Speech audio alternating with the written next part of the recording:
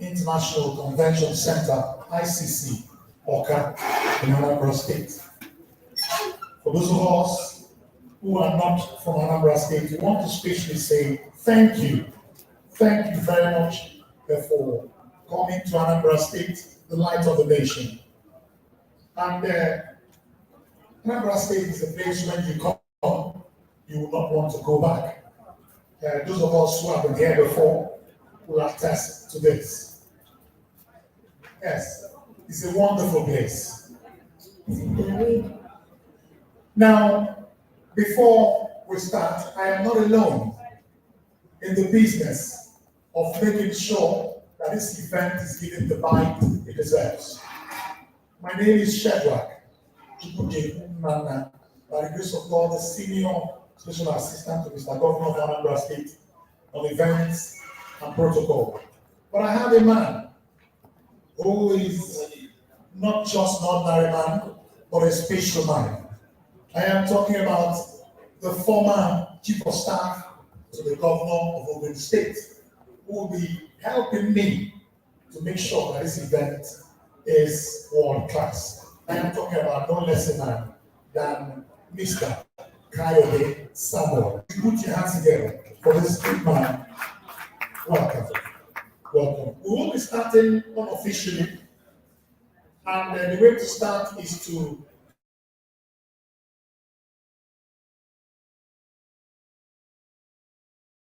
by letting us know that the Attorney General and Commissioner for Justice of Anambra State is here.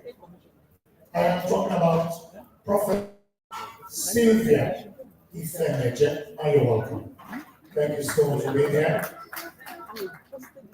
And our indefatigable Madam Commissioner for Education is here, talking about yet another professor, Professor Ngozi Teresa Chuma. You're welcome. By my left, you have a man who is the Commissioner for Agriculture, but also a medical doctor. He is in the medical profession, but knows a great thing about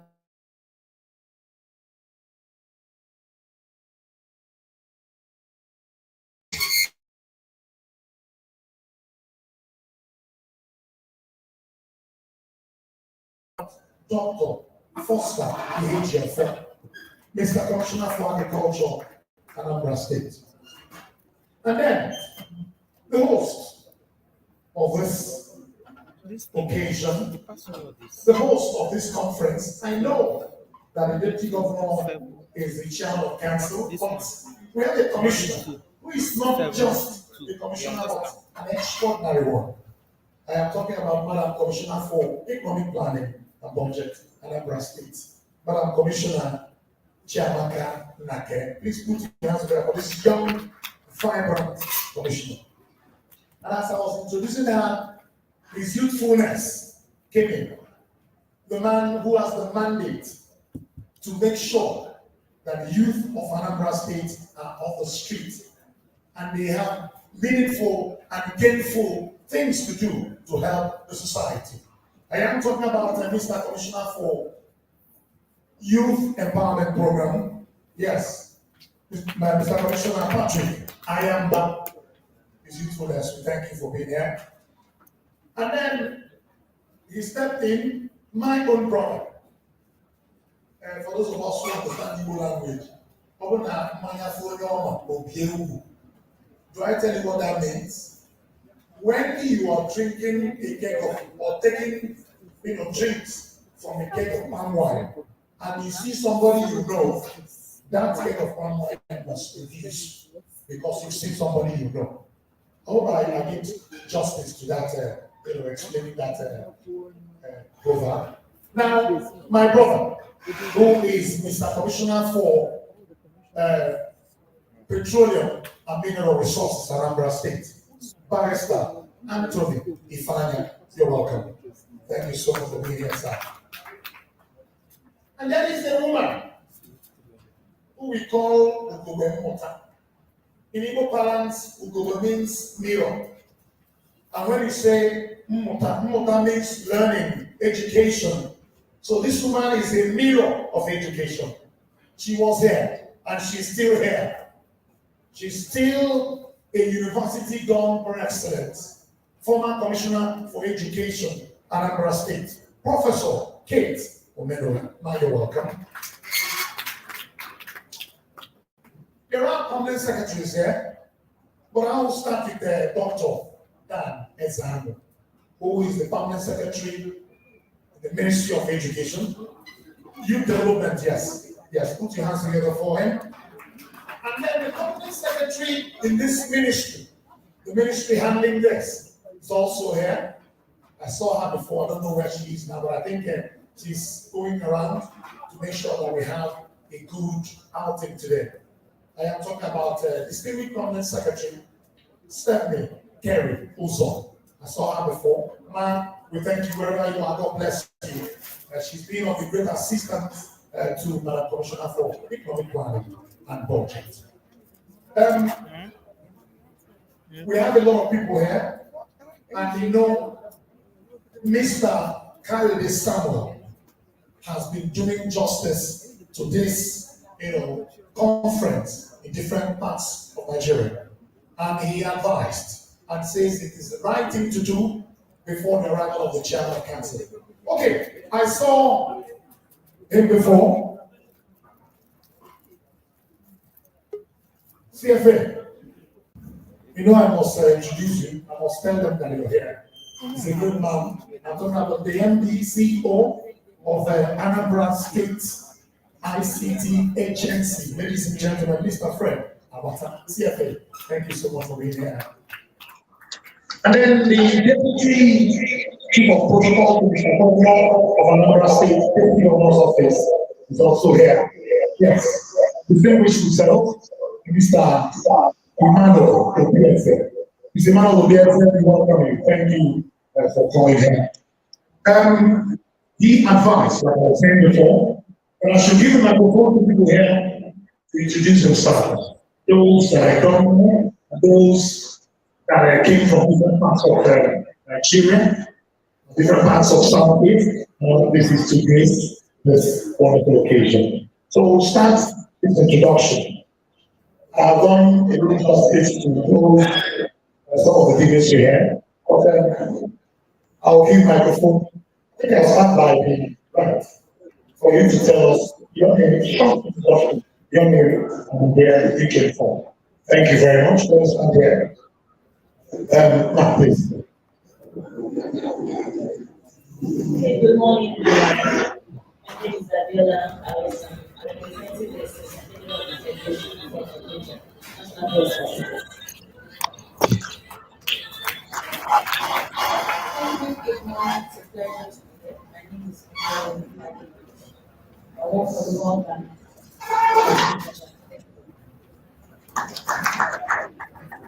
Good morning, everyone.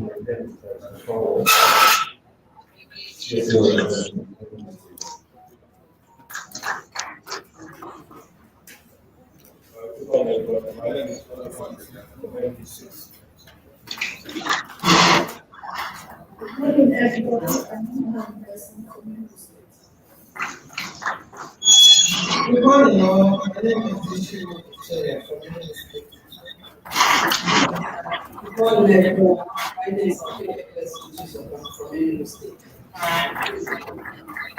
My name is Jezebel.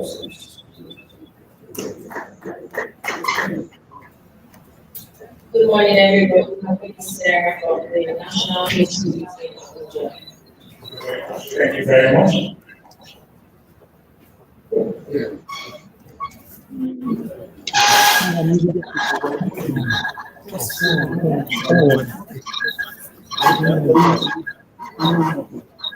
Good morning, all. I am Dr.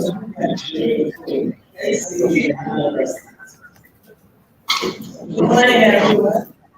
I'm Dr. Florence.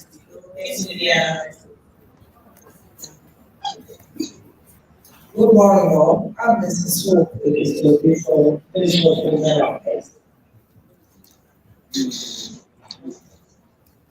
Okay, good morning. Good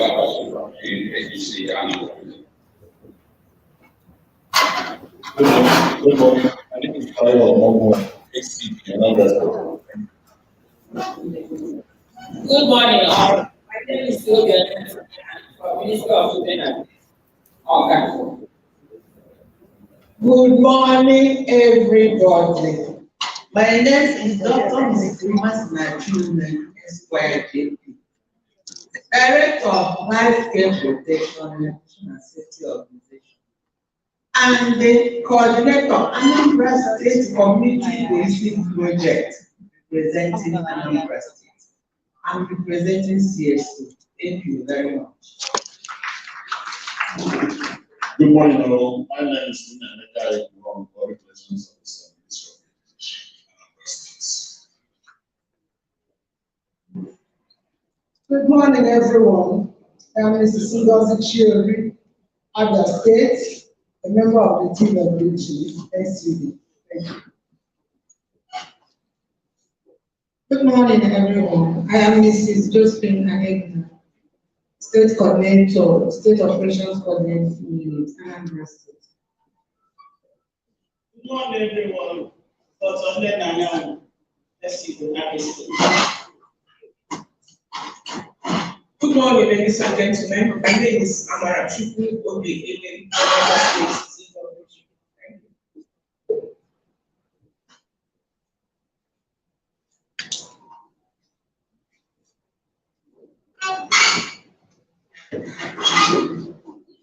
you. My name is Jezebel from Anambra State Disability Rights Commission. Good morning, all. My name is Chidima Jezebel from Anambra State Disability Rights Commission. Good morning. My name is Mrs. Chiwumba Mary Jane from Anambra State Disability Rights Commission. Good morning, all. My name is Olivia Louis from Minister of Culture, Finance and Policy, Anambra State. Good morning, all. My name is Mrs. Lara from Anambra State. Good morning, all. I'm Chinyere Monibu from Anambra State ICT Agency. Good morning. I'm Wayne Michael Gray from Anambra State ICT Agency.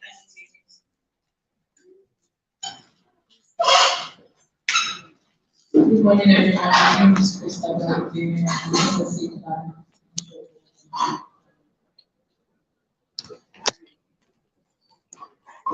Good morning, all. My name is Mr. Alex Ozuko, ADC, Anambra State.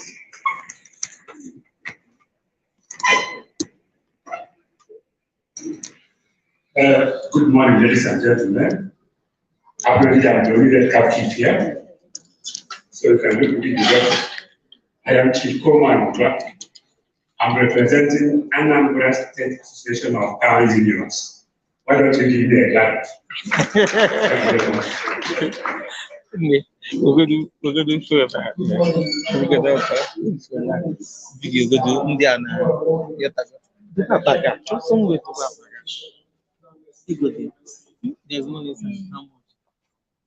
There's money inside. How much? Good morning, all. My name is Momo Joshua. I'm representing by statutes as a Muslim chairman, Disability Rights Commission, Anambra State.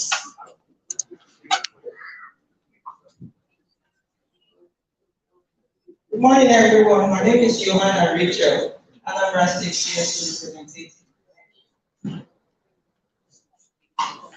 Good morning, all. My name is Subochi Freeman, CSO, Anambra State. Good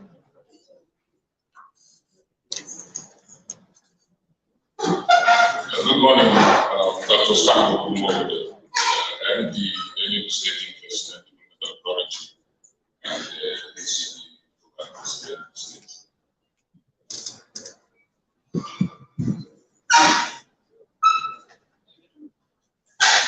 Good morning, Comrade Ernest, yes, Anambra State.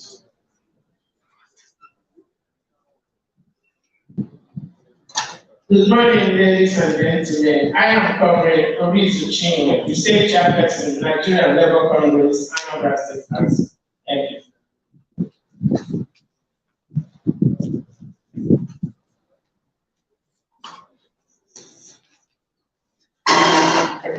Good morning, everyone. My name is Oshu Ija from Anambra State. Thank you. Good morning, all. Esther Awka from State Bureau of Statistics, representing the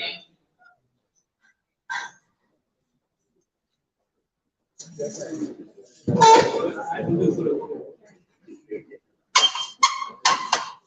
morning, everyone. I'm in the Department of Rural Ministry of Agriculture.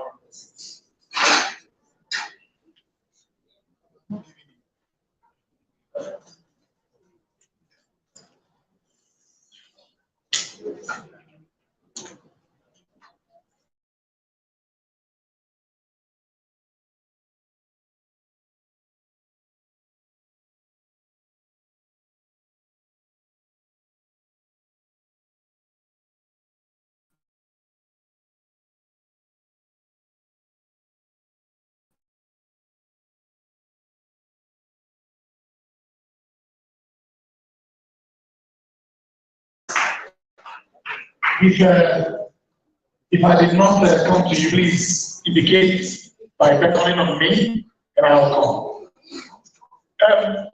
Oh, yes.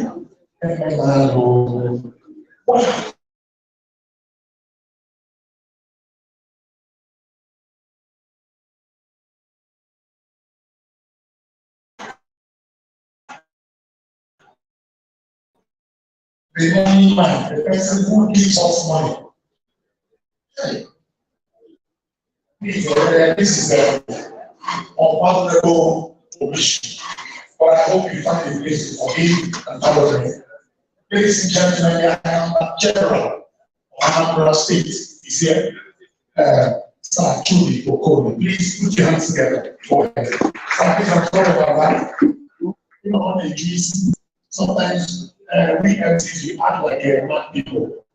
If you say one thing, another will be coming into your head. If you don't take time, you mess yourself up. Lady Chinwe Okoli is here. Yes, the special advisor to Mr. Governor of Business, Incubation and Innovation. You're welcome. Thank you so much for being here. And then the chairman of the CSO, Anambra State, is here. Comrade Chris and so welcome. Please put your hands together for him. Welcome. And this lady that is taking photographs, I didn't talk to her for her to introduce herself, but she started planning of this lady event. I think I should leave her because she's a special woman. She's a law and no chairs. Even though she works in the mix of economic planning and government. But then, let me leave her. That's one it's not up to me. Let me just leave her. Very soon, Mr. Deputy Governor will be here for this event to start officially. But I want us to put network on our faces. Hello? If you don't have network on your face, that means there is trouble. Do you understand where I'm coming from?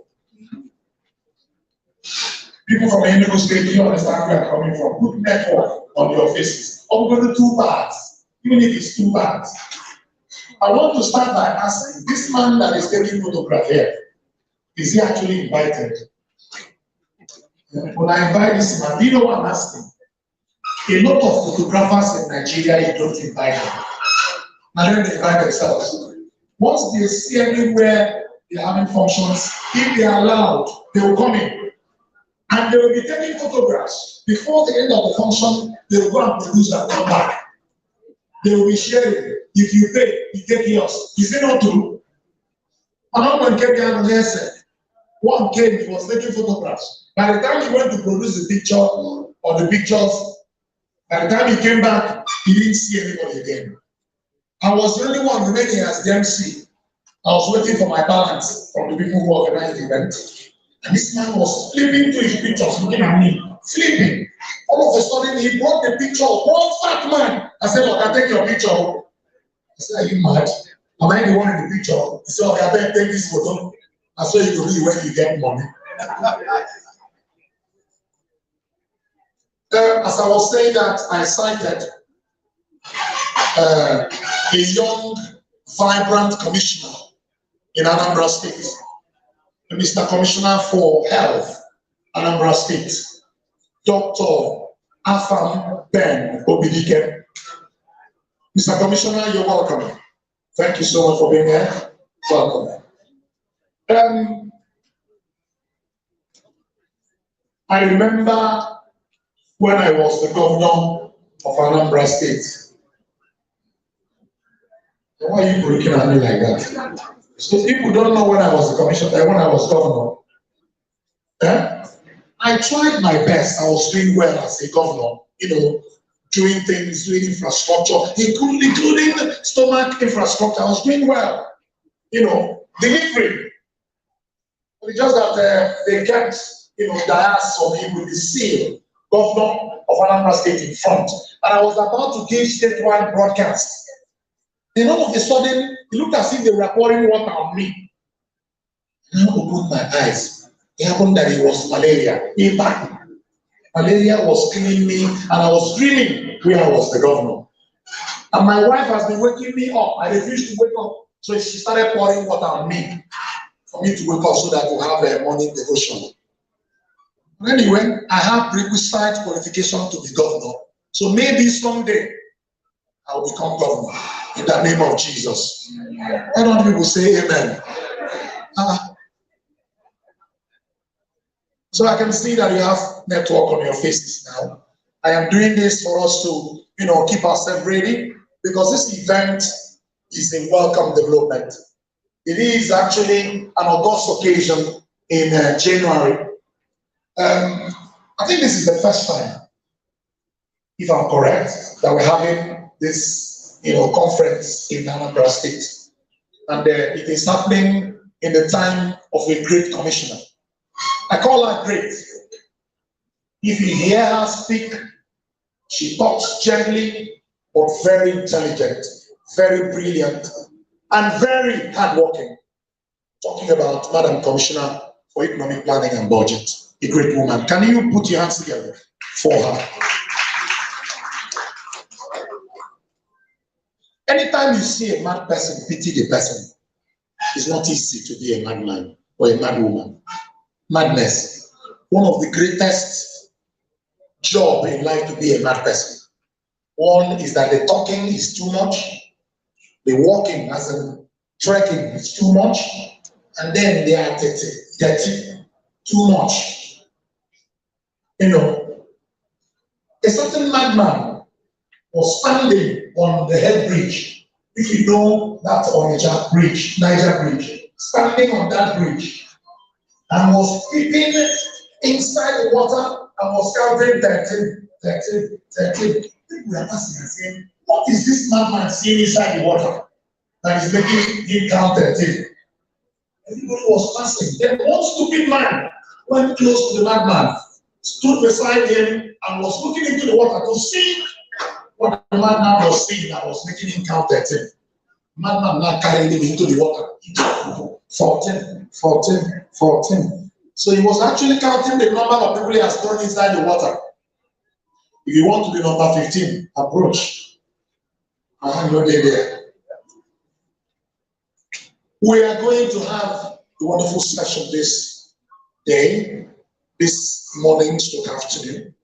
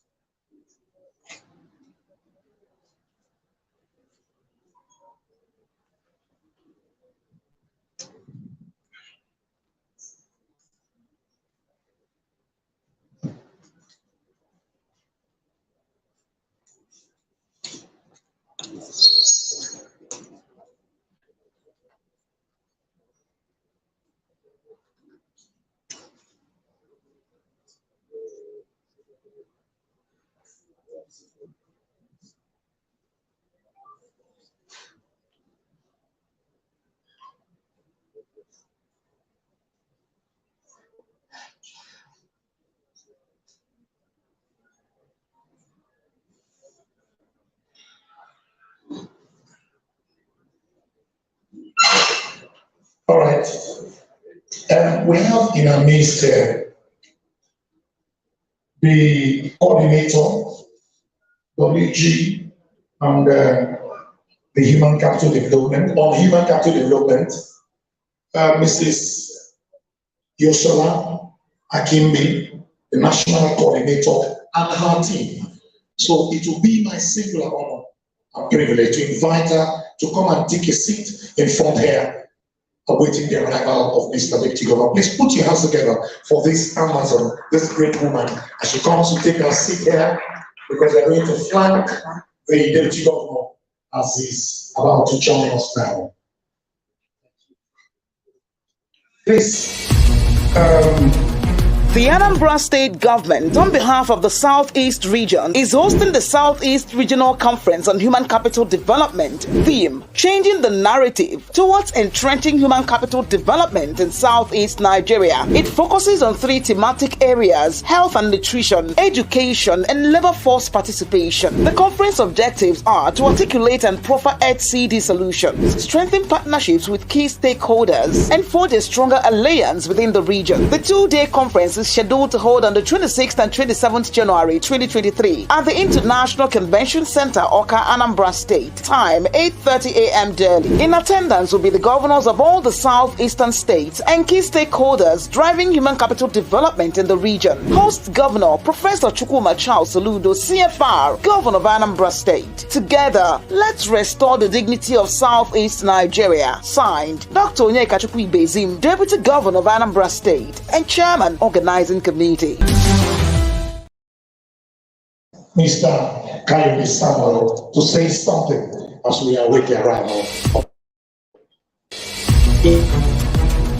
The Anambra State Government, on behalf of the Southeast Region, is hosting the Southeast Regional Conference on Human Capital Development. Theme: Changing the Narrative Towards Entrenching Human Capital Development in Southeast Nigeria. It focuses on 3 thematic areas: health and nutrition, education, and labor force participation. The conference objectives are to articulate and proffer HCD solutions, strengthen partnerships with key stakeholders, and forge a stronger alliance within the region. The 2-day conference is scheduled to hold on the 26th and 27th January 2023 at the International Convention Center, Awka, Anambra State. Time 8:30 a.m. daily. In attendance will be the governors of all the southeastern states and key stakeholders driving human capital development in the region. Host Governor Professor Chukwuma Charles Soludo, CFR, Governor of Anambra State. Together, let's restore the dignity of Southeast Nigeria. Signed, Dr. Onyeka Chukwuibezim, Deputy Governor of Anambra State and Chairman, Organizing Committee. Logs of The Anambra State Government, on behalf of the Southeast Region, is hosting the Southeast Regional Conference on Human Capital Development. Theme: Changing the Narrative Towards Entrenching Human Capital Development in Southeast Nigeria. It focuses on 3 thematic areas: health and nutrition, education, and labor force participation. The conference objectives are to articulate and proffer HCD solutions, strengthen partnerships with key stakeholders, and forge a stronger alliance within the region. The 2-day conference is scheduled to hold on the 26th and 27th January 2023 at the International Convention Center, Awka, Anambra State. Time 8:30 a.m. daily. In attendance will be the governors of all the southeastern states and key stakeholders driving human capital development in the region. Host in Southampton to London to be with the woman. And on the day they were going to have the surgery, I think they said the baby was lying transverse or something. On the day they were going to have the surgery, everybody was there. And all the white nurses and doctors kept saying that they were waiting for the consultant. The operation was supposed to be at 9 a.m. And lo and behold, this black fellow walks in Wesley. That was the consultant they were expecting. And as soon as he looked at the woman's documents. Said, this is my person. Now, where is the husband? My friend introduced himself. So he went in, did the operation, and everything went well. The fellow came out.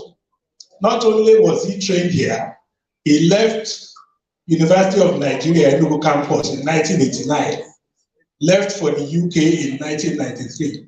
By 1998, when my friend was talking, he had already become a top consultant that even the white doctors were waiting for. So we must learn to value what we have and also put a lot of attention to it. Education, health and nutrition, and the workplace are so important. In fact, these are the building blocks. And I was quite thrilled when the national coordinator told me that Governor Soludo has agreed to host the South-South Conference. I know Governor Soludo as a man who sees far ahead. He knows that whatever it is that we are doing with this program is an investment, not only in the greatness of Anambra, but also in the future of our children. So we must tell ourselves that what we are doing today is important. Everybody is running about with regard to the 2023 elections. The elections will continue to be meaningless if we don't put investment in our people. That is the importance of what we are doing here today. So I want to welcome you all once again. And I want to say that the deputy governor, when he arrives, will be very lucky, seated in between two very pretty ladies. I actually envy him, but I will let him know when he comes. So the other thing to say this morning is that the national coordinator is not here alone for this assignment.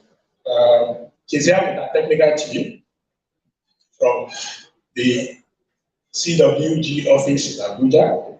CWG, by the way, is the core working group, which is what the governors decided should drive this project. We should know that apart from being initiated by the National Economic, CWG, by the way, is the core working group, which is what the governors, apart from having been initiated by the National Economic Committee, this thing is a baby of the National Nigerian Governors Forum. So all the governors are stakeholders. So on her team today, Mr. Wale Soni, the technical advisor in the Human Capital Development Program Office in Abuja. Mr. Sam Fineshi, I think he's around here somewhere. And Ms. Sarah Sambu, both of them are program officers in that office. And they've been, when you see this, and last week we were in Benin, when you see the size of these activities, you won't believe that it is just about 3 or 4 or 5 people driving a lot of things. Of course, with the support of the stakeholders. So I think they deserve a round of applause, please. Thank you all very much. And when my colleague Shedrack was passing the microphone around, there's a reason we also want everybody to introduce themselves. If people are so shy, in fact, I have a feeling that for many people, this will be the only time their hands will touch the microphone at this event. It's important that we all get to know ourselves. It's part of the building and the bonding that we are meant to do. Exchange lessons, exchange experiences, and know who is in charge of what, where, and talk to them. That is the way we continue to build this process. Are we, the Deputy Governor is here on his way? Okay, thank you all very much. So we'll continue. Okay, my colleague will welcome. I want to welcome to this great occasion Mr. Commissioner for Information, Anambra State. Talking about Chief Sir Paul Mosu. Welcome. And then the Executive Secretary of Anambra State Health Insurance Agency, Dr. Simeon Onyemechi. You're welcome.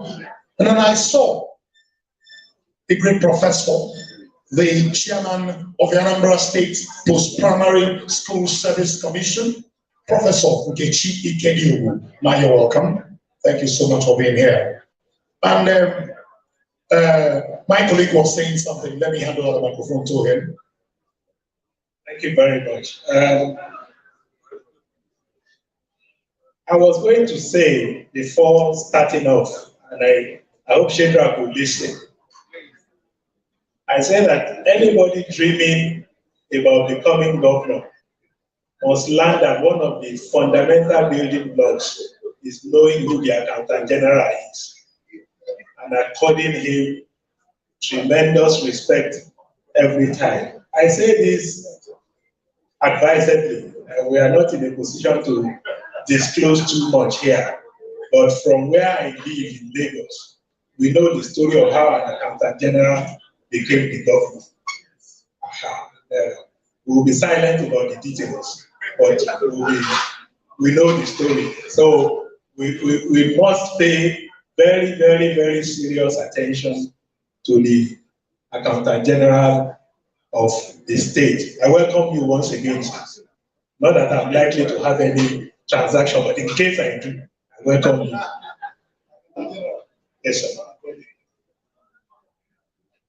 I hope it's hearing me. Yes, sir. Okay. Thank you all very much. Anyway, just to put us all in the line, welcome us all once again to this event. Thank you very much. Can you put your hands together for him, please? You know, this is a very senior colleague. Having been former chief of staff to the governor of Ogun State, it's not easy to have him here. Let's put our hands together for Mr. Kayode Samuel. Thank you, sir. It's indeed a pleasure to have you around. Mr. Obi, Mo is here. Obi is the MDCO. Okay, the Statistician General of Anambra State. Please put your hands together for him. You know, he will calculate, he will do the statistics, but he will not touch the money.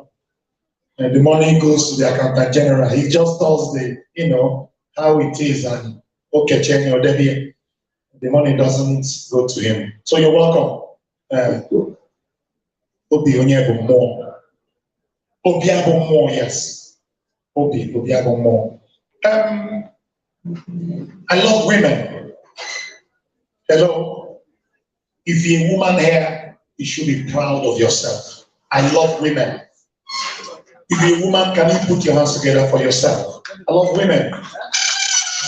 I love women because my mother is a woman. And my wife is also a woman. Women be try. But I love women most because women are more intelligent than men. Women, do we agree? If you're saying yes, be looking by the side to see if your husband is there, you're a person. You know, go reach out your load there for staircase. Men, do we agree that women are more intelligent than men? Yeah, some men agree. But do you know that you don't know even 1/3 of the property in your house as the man of the house? There are so many things in your house as a married man that you don't know that are in that house. But the women know. And when a man is driving and the wife is seated on the front seat of the car, the woman will not be looking straight. She will be looking at the man to see if the man will look at another woman.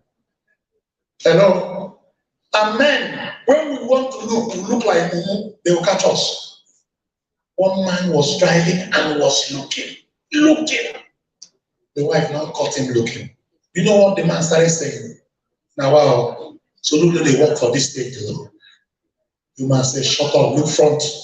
Work is also in the front. But when women, they want to look at another man, they involve the man. She will simply say, honey, And that person looks like Buhari. Then stupidly you join her and she will see everything she wants to see. Women are intelligent. In a certain occasion, they invited men and they said, the deputy governor is here.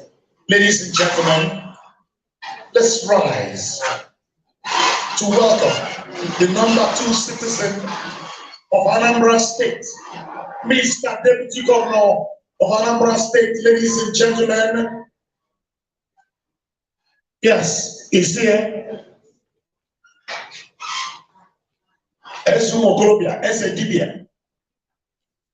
Ladies and gentlemen, Mr. Deputy Governor, Dr.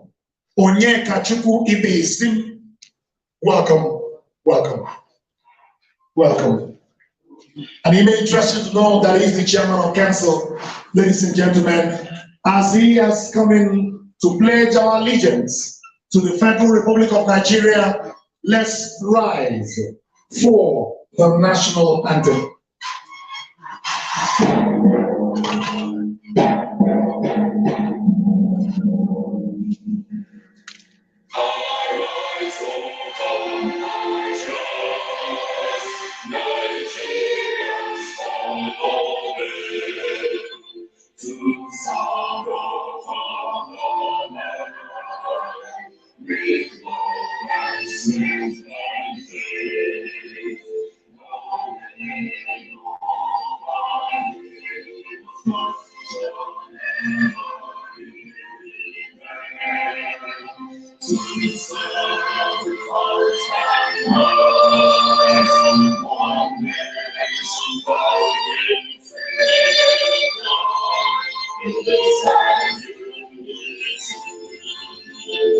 Anambra State anthem.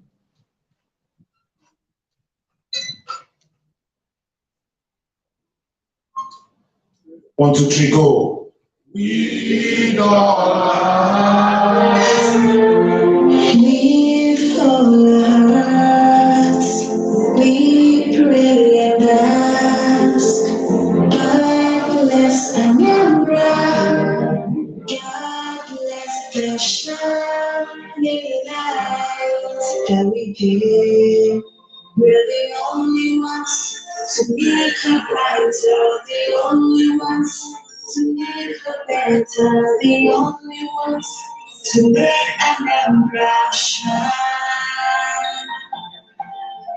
With all strength and love, every breath of our lives, we trust in God.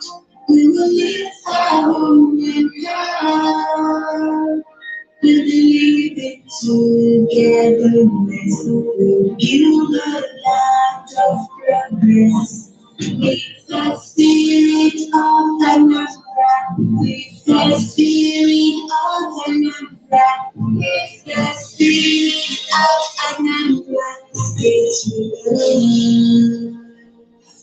Please, as you're still standing to pray, let's go to page 5 of the program.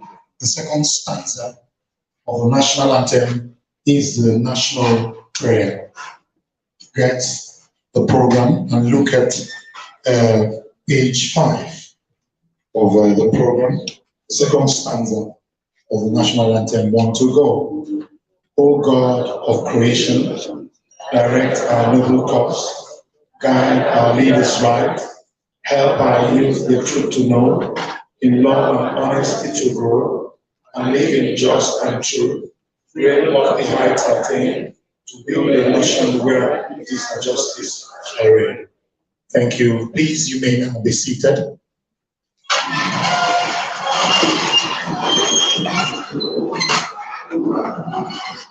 Ladies and gentlemen, before you is a #2 citizen of Anambra State. A man who is not just a medical doctor, but an astute administrator. A man who has been working tirelessly with Mr. Governor of Anambra State to give the state that face that it deserves as the light of the nation. And is also the chairman of the Council of Human Capital Development, Anambra State. I am talking about no less a man than Dr. Onyeka Ibesim, the Deputy Governor of Anambra State. Sir, you're welcome.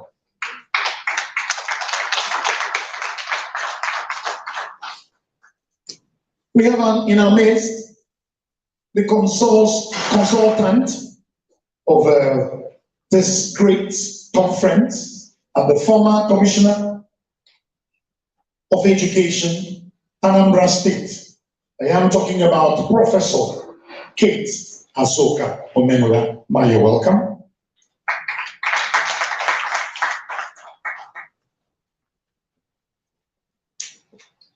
Good morning, Your Excellency. Good morning, sir. I was actually saying a joke before you arrived when I saw the two ladies seated beside you. You are blessed among females. I wish I were able to exchange position with you, but take it as it is today. Thank you very much.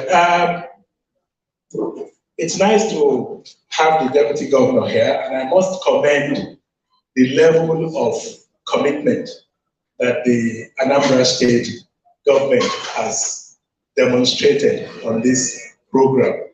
Not only have they ticked virtually all the boxes in terms of what needs to be done, the high level of commitment is also really commendable. And I think we need to put our hands together for that.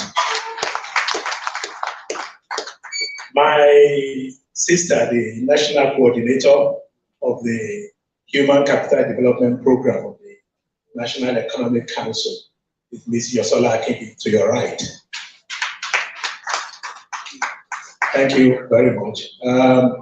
It's like I also said earlier, I am sure that it will be preaching to the converted to tell His Excellency why it is important that we are here. And like I said, the state government has already demonstrated such a high level of commitment. You know that they know exactly what this is all about. But just a little anecdote, which I narrated earlier. 2 weeks ago, Britain put out a notice that it was going to start recruiting teachers from Nigeria. Many of us probably just read that news, and of course, the teachers amongst us will have been very happy. But there is an undertone to that. Britain had subbed in a lot of our doctors. And I don't know if His Excellency, the Deputy Governor, was one of the abductees in that process before coming back home. But okay, I'm happy he was not. But they've taken so many doctors. Now they have started with teachers.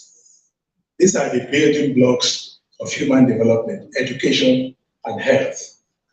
They know what they are doing by doing all those things. We are the ones who should now get serious about these things, because no society, no matter how many iPhones you carry around, no matter how many generators you're able to afford, no society survives without paying attention to education and health. And that is the importance of what we are here to do today. So once again, a round of applause for everyone here.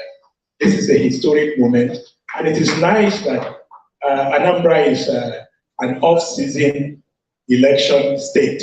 So we have all the opportunity to have the state government focus attention on this. That is commendable. I also made this observation last week while we were in Edo State. It is important that we know that as much as we ascribe so much importance to politics, politicking, and electioneering, what really determines things in our lives is what we do with the day-to-day things, the governance issues. And human capital development is a core governance issue, and it's a good thing that we are paying it. It deserves attention. Once again, I welcome you, sir, and I wish to hand over to my colleague. Please put your hands together for him. Mr. Deputy Governor, the man who is anchoring this event with me, Mr. Deputy Governor, is a former chief of staff to the governor of Ogun State. Yeah, talking about Kayode Samuel. Mr. Welcome. Thank you so much for being here. Having explained a little about this conference and the reason for this season, it will be my singular honor at this point to invite the chairman, who I want to say a little thing about our deputy governor. You know, Mr. Kayode Samuel was talking about foreigners taking our doctors and our teachers. This deputy governor here is a medical doctor. He has worked here, he has lived here, he has had opportunities to be taken away, he refused. And if he was taken away, by now he wouldn't be the deputy governor of Anambra State. So ladies and gentlemen, put your hands together for this man who has a belief in Anambra State, in Nigeria. Thank you, sir. And God will continue to bless you for the great job you're doing for our state and indeed Nigeria. Now, let me invite the Deputy Governor as the Chairman of Council and the Deputy Governor of Anambra State to give us the opening ceremony stroke remarks. Put your hands together as I invite this great man to talk to us.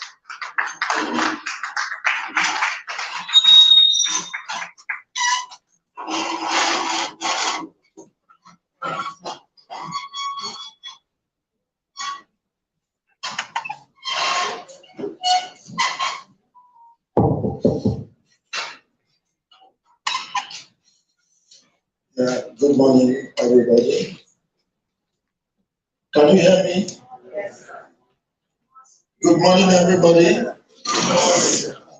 I'm not hearing a resounding good morning.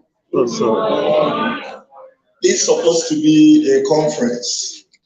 Or should the tea break come before the conference? Okay. Please, in Anambra, we create a very pleasurable atmosphere. That's the mantra. We try to make our visitors so relaxed. At a time, Anambra was known as a home for all. Okay? But because we didn't know the concept of all, what it meant at that point, we had to quickly change to the light of the nation. But that doesn't still take it away from us. That is still home for us. And with this, I want to welcome all of you to Anambra State, the light of the nation. On behalf of Mr. Governor, Professor Chukwuma Charles Soludo, CFR, who definitely will be here tomorrow. He has assured me that he will be here tomorrow. It's a 2-day conference. And what we are doing is in alliance with the federal government's plan on human capital development. And with this, I want to welcome the key persons, our own professor. I call you Commissioner Emeritus because you're still working even harder than you worked as a commissioner. Professor Kate Omenola, our own person. I want to recognize you first because you're part of us. You're not a visitor here, in as much as you're coordinating the program around us in the Southeast and even a key person in Abuja. I want to welcome the national coordinator. Yeah, we met in Abuja at one of the meetings. So you're welcome to Anambra State. I want to welcome the chief of staff, the former chief of staff who just spoke, a professional MC. I never knew you were a comedian too. So you're welcome to Anambra State. And then the commissioner for economic planning, our focal person, Chiamaka Nake, who is the lady, she's not a lady anymore, the man behind the mask, who is doing all sorts of things. around this very dogged person in such a short time. And considering the peculiarity of this time, it's a campaign period. Yes, that's what the national schedule says. So if anybody is not here, we wouldn't blame him or her. But in the midst of that, she worked day and night along with the technical working group that we set up to make this a reality. The commissioners, I can see the commissioner, the Attorney General of the state is here, you're welcome. The Commissioner for Education, the Commissioner for Youth, 1 Youth, 2 Skills and more. That's what he's championing. So he's already a key person in the human capital development in Anambra State. I see the Commissioner for Agriculture. I also see the Commissioner for Petroleum. I see the Commissioner for Information, who has also helped us to do all sorts of awareness in this program, taking it to greater heights than we thought we could be at this particular moment. Thank you very much. I see the Accountant General of Anambra State. I like the fact that you're here. So if there are any financial difficulties, you can help us solve it at this point. And I can also see other top government functionaries that are here. Actually, I talked to some of my colleagues, the deputy governors of the various states. Letters were sent across to the states. Yes, they confirmed receipt of the letters, but then the peculiarity of the time, that then some campaigning, they meshed in the campaign and all that. But they have sent in their strong delegates. As I can see, I know Imo is here, Ebonyi, Enugu State, Abia. Abia is the only one waving hand. The other states are not, they're not here. Enugu. Okay, maybe the hand, you wave the hand after the tea break. That one will still there. So you're welcome. Okay? And the participants that are here, members of our own technical working group, and then gentlemen of the press, ladies and gentlemen, you're welcome to Anambra State. This conference is an all-important conference to us, and it falls in line with the mission and the vision of Anambra State in human capital. The human capital is a very strong pillar in the manifesto of the government. In Anambra State, Mr. Governor, when he set up his campaign team, it's very important to remind all of us that he was the only one who went on with his campaign with a well thought out manifesto. He had a clear vision for what he wanted to do for Anambra State. And then combining it with the Vision 2070, we had a combined document. I wouldn't go into that document because if I go in there, the conference will end on it. But then a great pillar in it is human capital development. So little wonder when we came to Abuja to join in this program, separating it down from the federal to the states, that was easy for us because we noticed in the states that we had been doing all sorts of things, just like the former chief of staff said, that we are almost ticking all the box. In Anambra State, that's why we've chosen to host it as the lead in the Southeastern States. What we want to do is to create a very productive human capital that is exportable, not just useful for us, but we can export. And how can we do this? We can't do this in isolation. We need to partner with our dear states. The Southeast is one, just divided by thin line, the language, the culture. So when we do things in cohesion, we achieve a great result. And the theme of this conference is changing the narrative towards entrenching human capital development in the whole of the Southeast. Having key thematic areas, health and nutrition, labor force enhancement, and then education. Very key areas that I want to develop. So with this, we hope that with the caliber of men that we've gathered in this hall today, and when we break our way into our various technical groups, that we will be able to chart the way forward,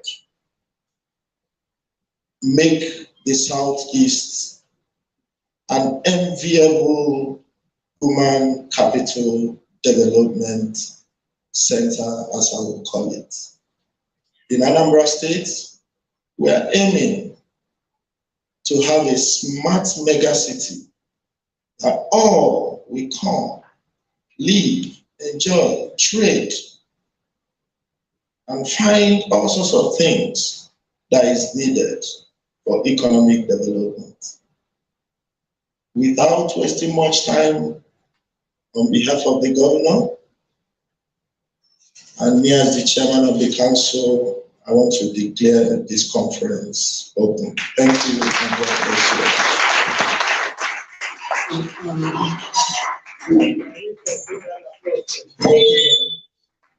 Shall we sustain the applause?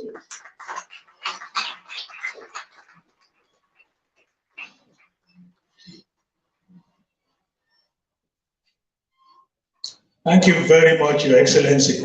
I was not wrong after all in the level of seriousness that I ascribed to this state vis-à-vis human capital development. 2 points I need to make at this point, which is to further affirm that level of seriousness. The kind of continuity that the appointment of the state coordinator indicates. She's just left as Commissioner for Education, now she's coordinating this. That shows a kind of, commitment and a long-term investment in human capital development. The second one has to do with the number of women I see in very high positions in this state. And I started noticing it from the airport when I was looking out for the posters. It's as if everybody contesting to be a senator in this state is a woman. I don't know if I'm right or wrong. Or maybe they just have the more colorful billboards. But it's important that women are the ones driving a lot of things. I was teasing the permanent secretary while we were waiting to start the event. I said, you women seem to have taken over the Ministry of Economic Planning and Budget. But they came and introduced her to me, and I found out that she was also a woman. The commissioner is a woman. So, but it's a nice thing. Everybody knows that to manage your piggy bank in your home, it is the madam that knows how to ensure that the money doesn't disappear. Is that true or not? True. So we all should know that Anambra is getting something right in the way it is driving a lot of these things. I was teasing my sister, the national coordinator. I told her that she was trying to tell me that I couldn't speak Igbo. I told her that I will end up selling you before we leave this conference. I might sell you to any guy that catches my fancy. So you need to bribe me on that, but I'm already consulting. I've been receiving a lot of expression of interest. And they're going to scale that into request for proposal later.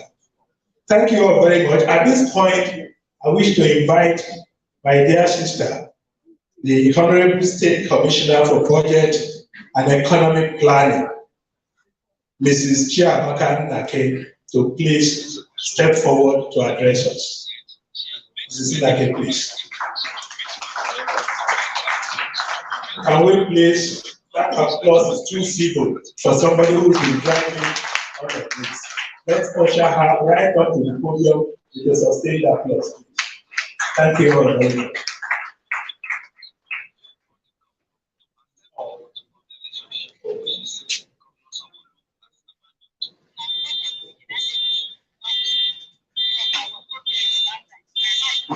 Okay, good morning, everyone.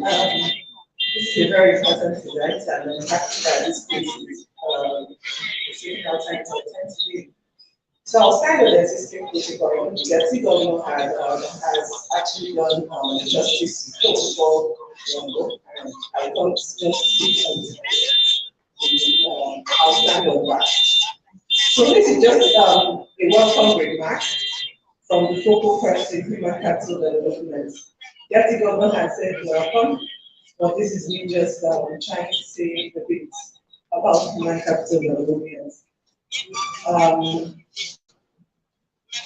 Just to recap, I think Deputy Governor already said that the governors are welcome, but on behalf of the governor and person who are here, I think we told you that everyone has started to talk to Charles, who is here who will be with us tomorrow, and the Deputy Governor is here present, and the State Human Capital Development Council members who are all here, and India members.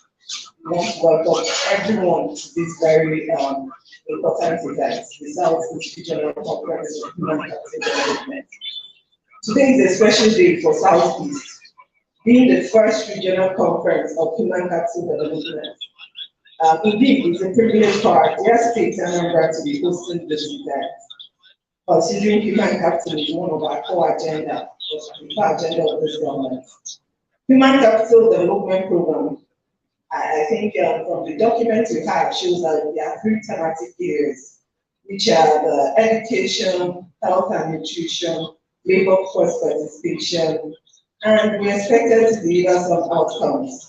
I think when the national coordinator comes in, she'll do justice to it. Let me just highlight, because that has kind of guided us to what we've done so far, and also the kind of people we have here as participants. So under 5, trying to improve on the 5 mortality rate, malnutrition in the region, adult mortality, expected year of school, that's primary and secondary, quality of learning, and labor force participation rates. So these actually kind of formed the forum we had today. So we have reached out to different persons who we think would add to this in the region towards improving these areas in the region. The theme for this conference, that's changing the narratives, and that's towards entrenching human capital development in the South.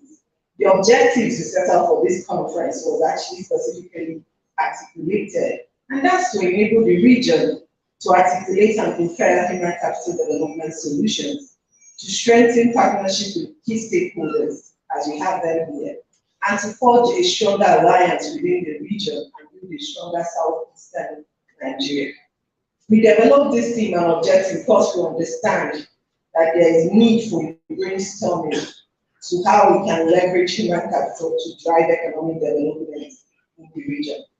To our colleagues from other states, we've heard, I think from the conversations we've had with the regional consultants, we've heard of so many good works they're doing, and we hope that it will come to bear today, in these 2 days, today particularly, just so we're able to learn, and we hope to do that by the end of today.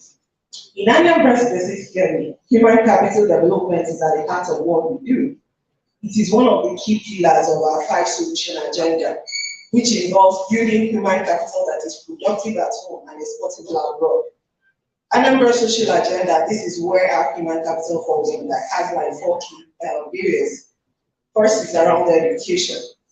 And here we are looking to create a sustainable education system that is required for a transition to a post-oil Nigeria and the first industrial revolution. In this area, our priorities include overhauling the education system, revamping physical infrastructure, equipping students and providing educational tools, ensuring accreditation of most of our schools, and updating of curriculums, amongst other things we're doing. Recently, I know he had mentioned that we have currently recruited 5,000 teachers, and this was done because we understand the role human capital and education plays in our state as a member. So where we are now, so we are hoping while we continue on the drive to ensure that our children are in school and also being taught by and prepared to actually compete at the global stage. The second focus area is healthcare. We're working on providing access to quality and affordable healthcare to all residents of Anambra. There are lots of programs currently going on. There's a telemedicine that is currently being piloted at Okuzu. There is state molecular lab. There's establishment of different new endoscopy units. There are lots of digitization of our general hospitals is actually in process. So these are things we are focusing on just to kind of give us an idea that Anambra State is I think what we do every day is just a big part.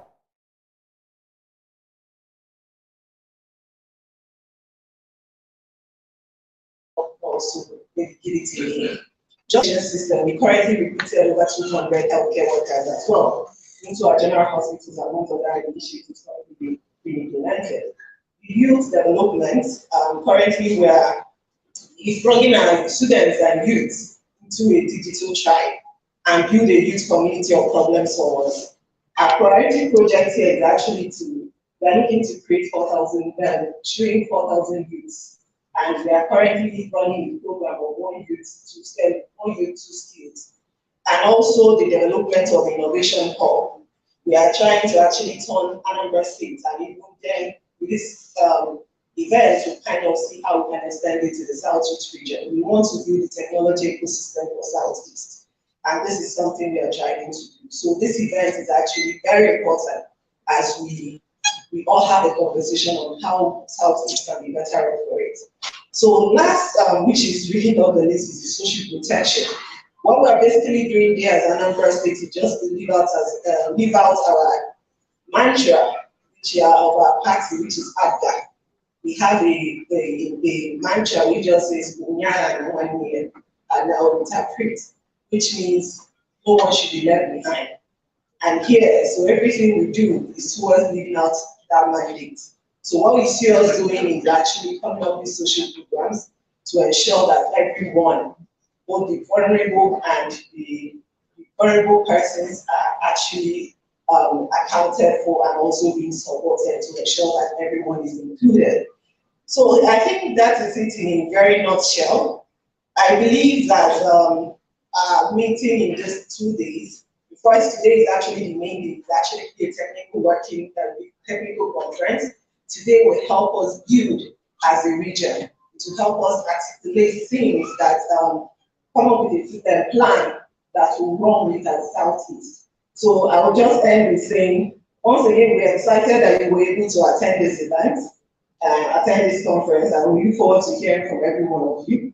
And we hope that at the end of this conference, we will call it successful because we all will be living with some tangible outcomes from this conference. I think at this point, I will say,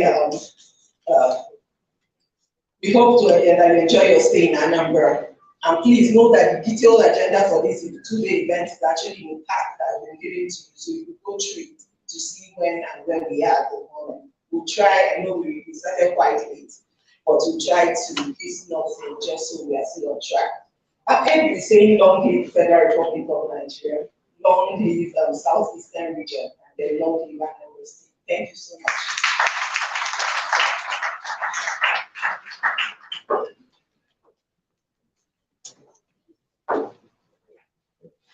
Thank you very much. Another round of applause for that. Yeah, I think we are making very good time. I never even knew that I was more at home than I ever thought. An old colleague of mine from Vanguard newspapers just came up to me now. I couldn't place him. obviously it's the State Commissioner for Information, Mr. Paul Moose. And he just walked up to me and said, K. I said, anybody who called me K must really know me from my. So I might be staying here much longer than I planned. Thank you very much. At this point, I would like to invite the representative of the Central Working Group, the Human Capital Development Program. I don't know who's taking that. Okay, Mr.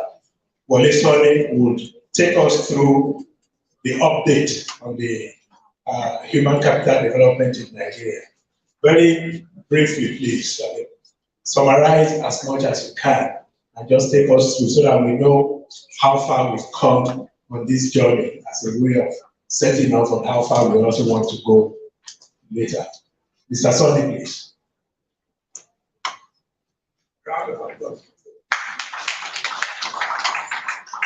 Your Excellency, Mr. Deputy Governor, Honorable Commissioners present, Special Advisors, Attorney General of Anambra State.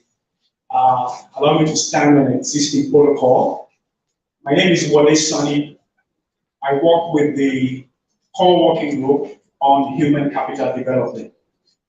I'm going to start our small presentation by saying, first and foremost, that human capital development is a passion for us at the core working group. We're going all out to ensure that every part of the country understands what this is about. Because human capital development is what makes the difference between developed nations and developing nations.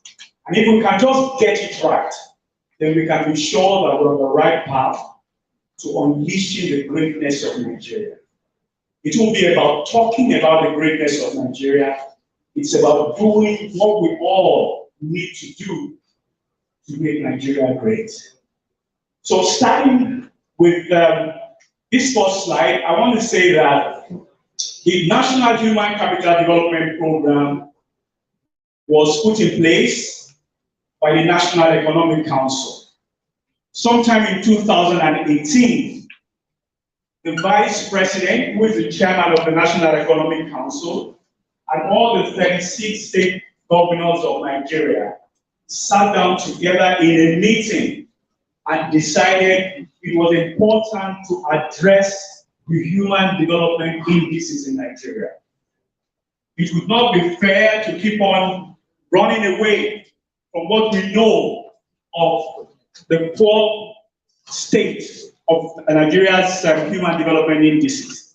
So they sat down together and decided that they needed to take the bull by its horn. And so they set up the National Human Capital Development Program.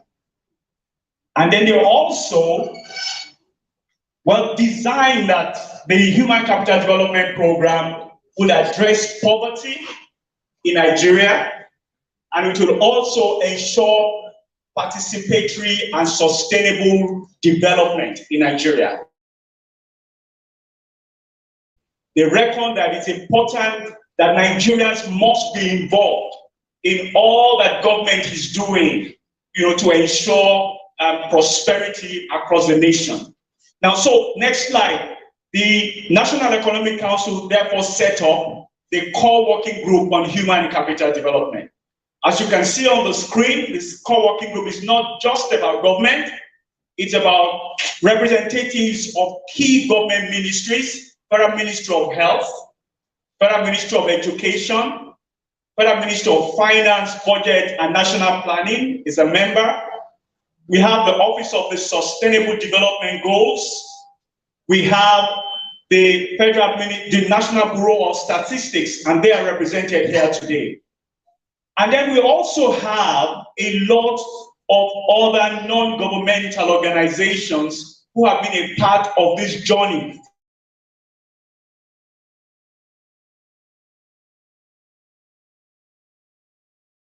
Capital agenda for Nigeria. The Bill and Melinda Gates Foundation, UNICEF is a member of this core working group. XCDO is a member, the World Bank is a member, Nigerian Governors Forum. And a clear mandate was given to the core working group to develop a strategy and action plan for the country, to ensure there's a landscape analysis on HCD, to prioritize high-impact interventions, to engage state governments, to ensure that state governments prioritize human capital development, and also to highlight quick wins at state and federal level, and also to institute a robust countrywide monitoring and evaluation framework. Now, the National Economic Council also went forward to set up a steering committee comprising of the governors representing the 6 geopolitical zones of Nigeria, and the VP being acting as a chairman. So for Northwest, we have the governor of Kaduna State. Kwara, we have the governor of North Central, we have governor of Kwara State. For Northeast, the Bauchi State governor. Southeast, we have the Anambra State governor, which is why we are here today. And then we have the governor of Edo State as the champion for the South-South. The governors are expected to lead the launch of the HCD agenda. They are supposed to champion this HCD initiative, and we're very pleased with all of the things that we've heard today about what the governor is doing, making HCD a key pillar in the development program of the state. To drive effective participation of states in the program, ensure there's an alignment on messaging of HCD across the country, and also to offer guidance on the implementation of the country, of the program across the country. Now, so for ease of execution, the program was phased into 2. We have the first phase and we have the second phase. So under the first phase, very quickly, what we try to do is to articulate a unified, long-term vision that will bring all of us together in driving HCD. Next, we ensure that all of this was done through a co-creation and co-development process, which involved all state governments, because we had every state government nominate a focal person.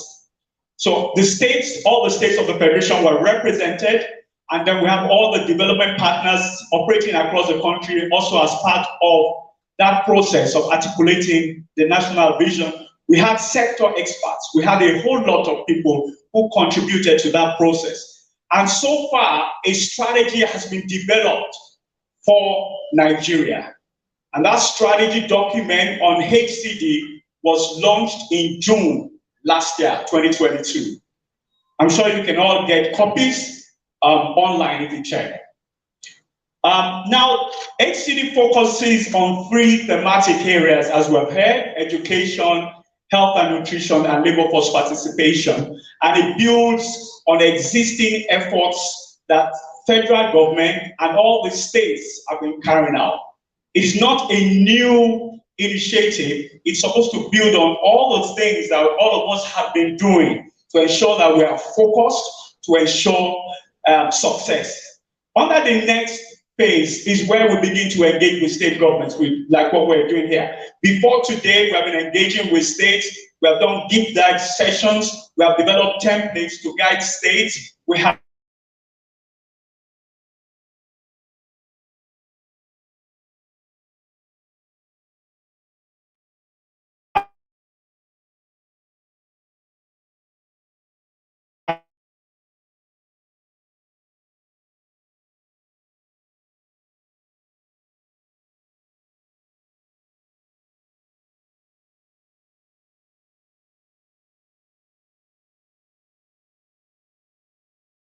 under HCD look like?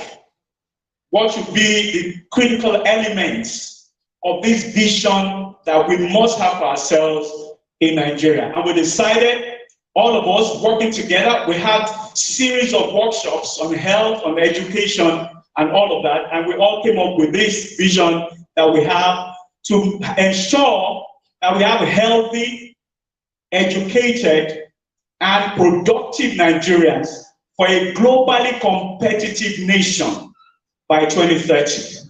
Whether we like it or not, all countries of the world, they are competing. And so for us to be able to compete and achieve success, we must ensure that we have healthy, educated, and productive Nigerians. And so for us, we had a target in deciding what the HCD should look like. We had a target that additional 24 million Nigerians, we must ensure that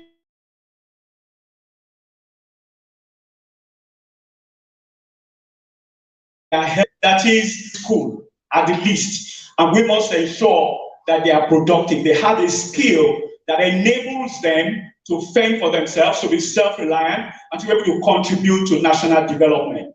Now, so the thematic areas also have their vision.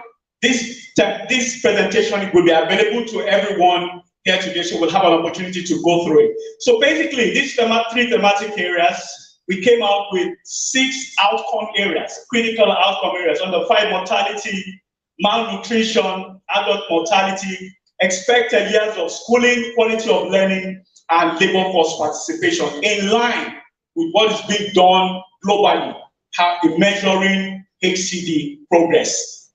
Next slide.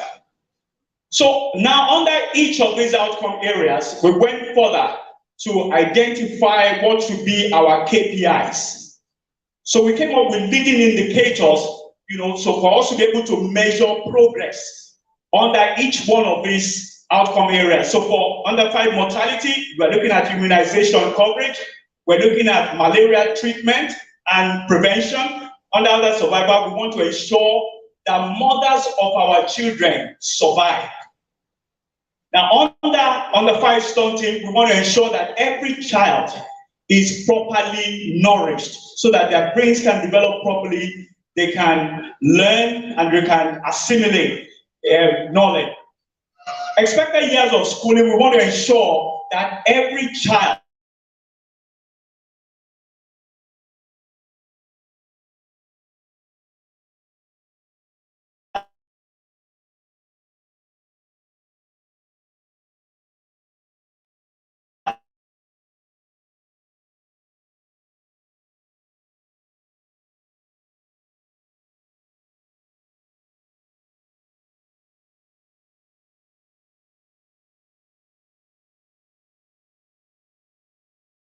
better their lot in life and to be able to contribute to national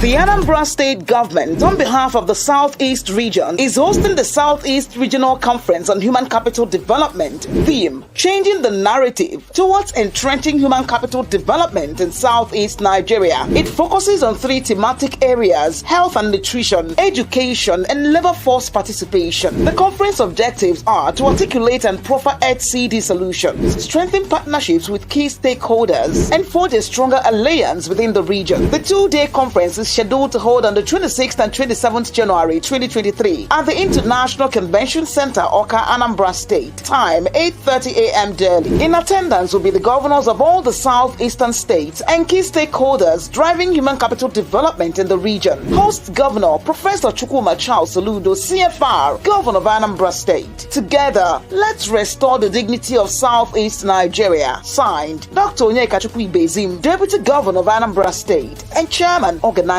Committee. And some place to engaging with states to ensure that every state, undertakes this in planning their HCD. We are facilitating linkages, across all available opportunities, to enable to help every state to accelerate HCD. We're also supporting the states to set up monitoring and evaluation framework for their states. I think I'm just going to stop here for now. We're going to have an opportunity to have our deep dive sessions, our breakout sessions, where we'll be able to go deeply into all of these things and look at what needs to be done, what more needs to be done to move HCD forward in our states and in our region. Thank you very much. Thank you. Thank you.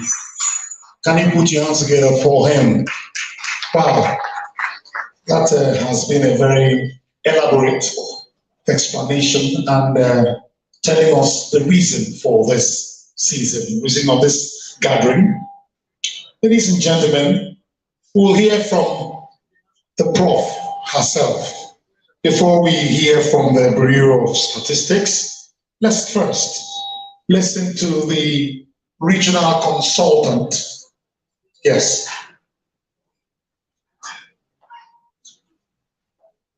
Yes, the regional consultant first. So I'm talking about Professor Kate Omenua.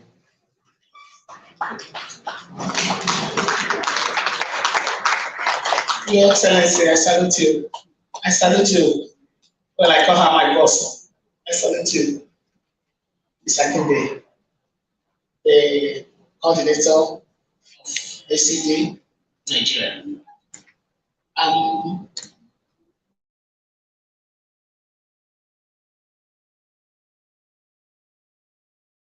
Before they are here, I really want to thank them for coming. We start with our nearest neighbor. Where is Jezebel? Sir, please stand up properly. Okay, stand up. Thank you. He's the focal person for Enugu State Human Capital Development. Please, you came with a team. I would like you to come closer and please introduce your team. Please. Please. Because we are doing a regional conference, I want you to. I'm still waiting, Jezebel. Come on, activity I can move. I want you to introduce the people that came with you. Thank you.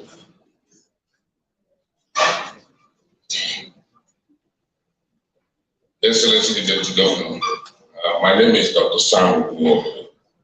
I'm the MD of the Enugu State Investment Development Authority and the focal person on HCD. So basically, I introduce myself and thank you for the opportunity. I'm here with the line ministries, members of the technical working group in the state. Some of the commissioners can be joining us, and I hope that tomorrow if they want to be here. Thank you very much. So wait for us. Those of you from Enugu, they're fine. Thank you. Thank you. These are my people. I salute you. Abia is here, fully represented.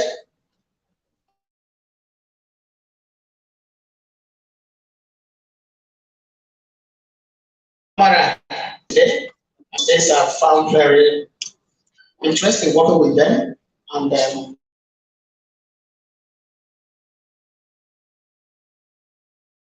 I wanted a strong person in Abia. Thank you very much. Your Excellency, I salute you. We came from Abia yesterday, and we are glad to be here. With me here in Anambra State are one of the members of the Technical Working Committee in Abia State. By name is Ngozi Chiori. She's right there. And we came with a representative of the CSO, Mr. Richard Okoro. He's there. You're welcome. And we also are the representative of the focal person, Dr. Nena Ayamu is also there.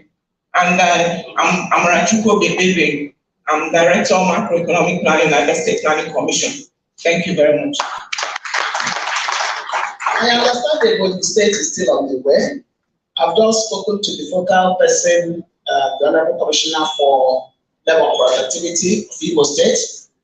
They're already in Anambra State. So when they come, they will introduce themselves. It's at the roadblock point, somewhere in the block or something.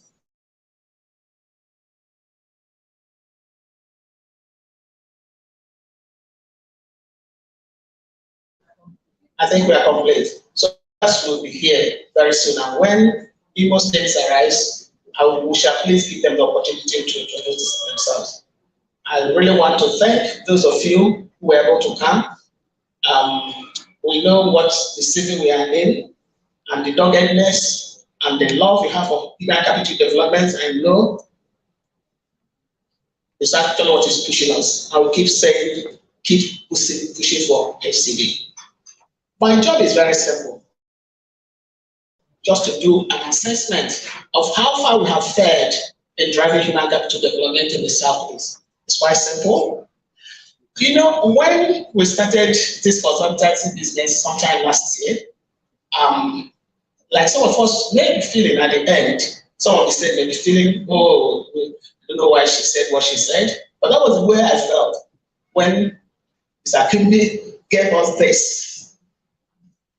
And if you look at Southeast, all the indices, all the responsiveness of states to human capital development, Southeast was the poorest. Every other region performed better than Anambra State, getting governor's commitment, setting up HCD Council, and all those things.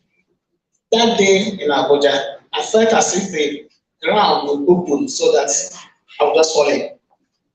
I was blushing from head to everywhere. So of us might feel that way today when we begin to say how far we have fared in the States. But I want to say that we are doing that not because we want to harass any state. It's just for us to sit up. Just like when Sani spoke, we could see that this is huge. I remember my teacher would say, when you're taking your WAEC exam, it's not something you will pass reading on your bed, just lying down to read. Therefore, human capital development is not something you are going to do just lying down there. It's not something that is going to be in the air. You have to have the facts and the real thing on the ground. Like my son will always say, which is the word I use all the time, you have to be intentional about it. Intentional. This is what I'm trying to do, and this is what we're going to do. You have to be intentional about it and work towards that. So, but the good news actually was that if you look at it, please go back. If you look at the HCI of the Southeast, some of them who were at least better. And I was asking myself, why is it because we're not really doing all the things we ought to be doing, but we're still there, our human actually there, but actually, if you like, better than some of the regions. And that's why we have some redeeming grace. As a tree, I will show during this presentation, we'll have to find those low-hanging fruits. We might have to look at in the Southeast to be able to do and achieve the things that we need to achieve. What text like this? What I have here is just the Southeast Regional Baseline. I'm not going to bore you with that. But because I know that the NBS is here to give us the real thing. This is the 2017 goal which we used. When you see that under 5 mortality per 1,000 for Abia, for example, is 119. And I'm happy that in 30-year development plan of Abia, I still saw it that they put it at 119 per 1,000. That means 119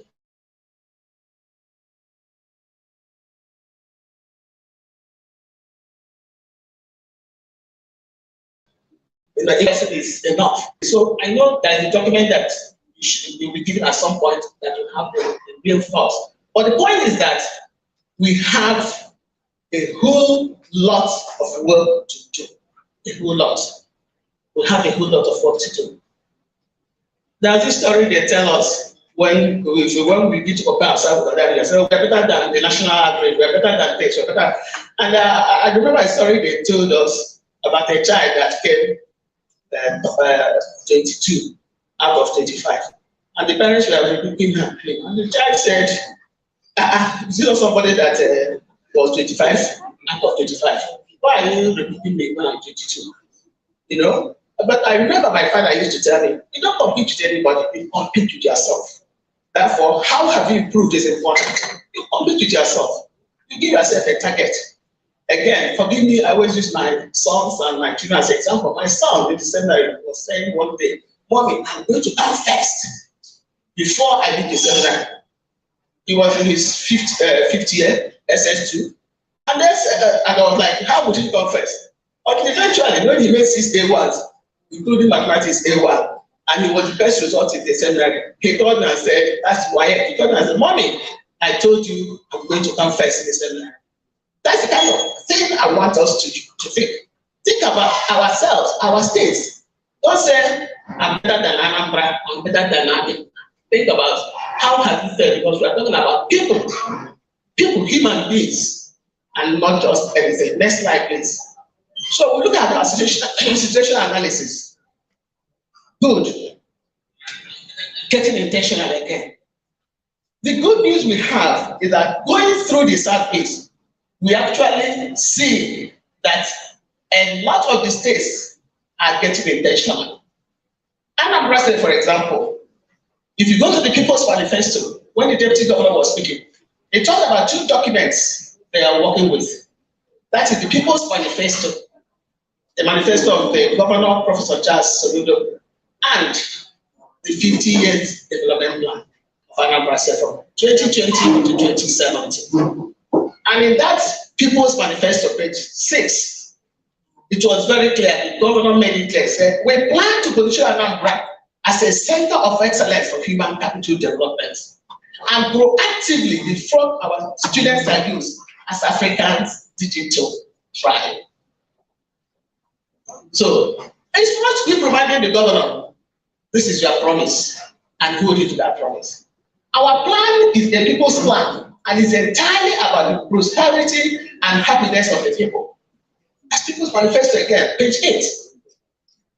If you go to the Abia State Long-Term 30 Years Development Plan, 2020 to 2050, on page 175, you see where they talk very much about the issue of bell dropout in schools.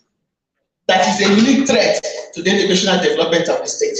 What it means that they already know what their challenges are. The question is, my apologies, as for the focal person, you will know, please sit down somewhere, we'll recognize you in due course.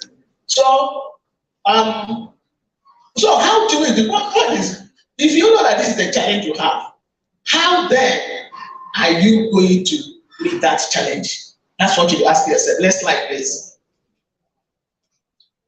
Imo already created Ministry of Labor, Employment and Productivity. Ebonyi State has Ministry of Human Capital Development as a ministry.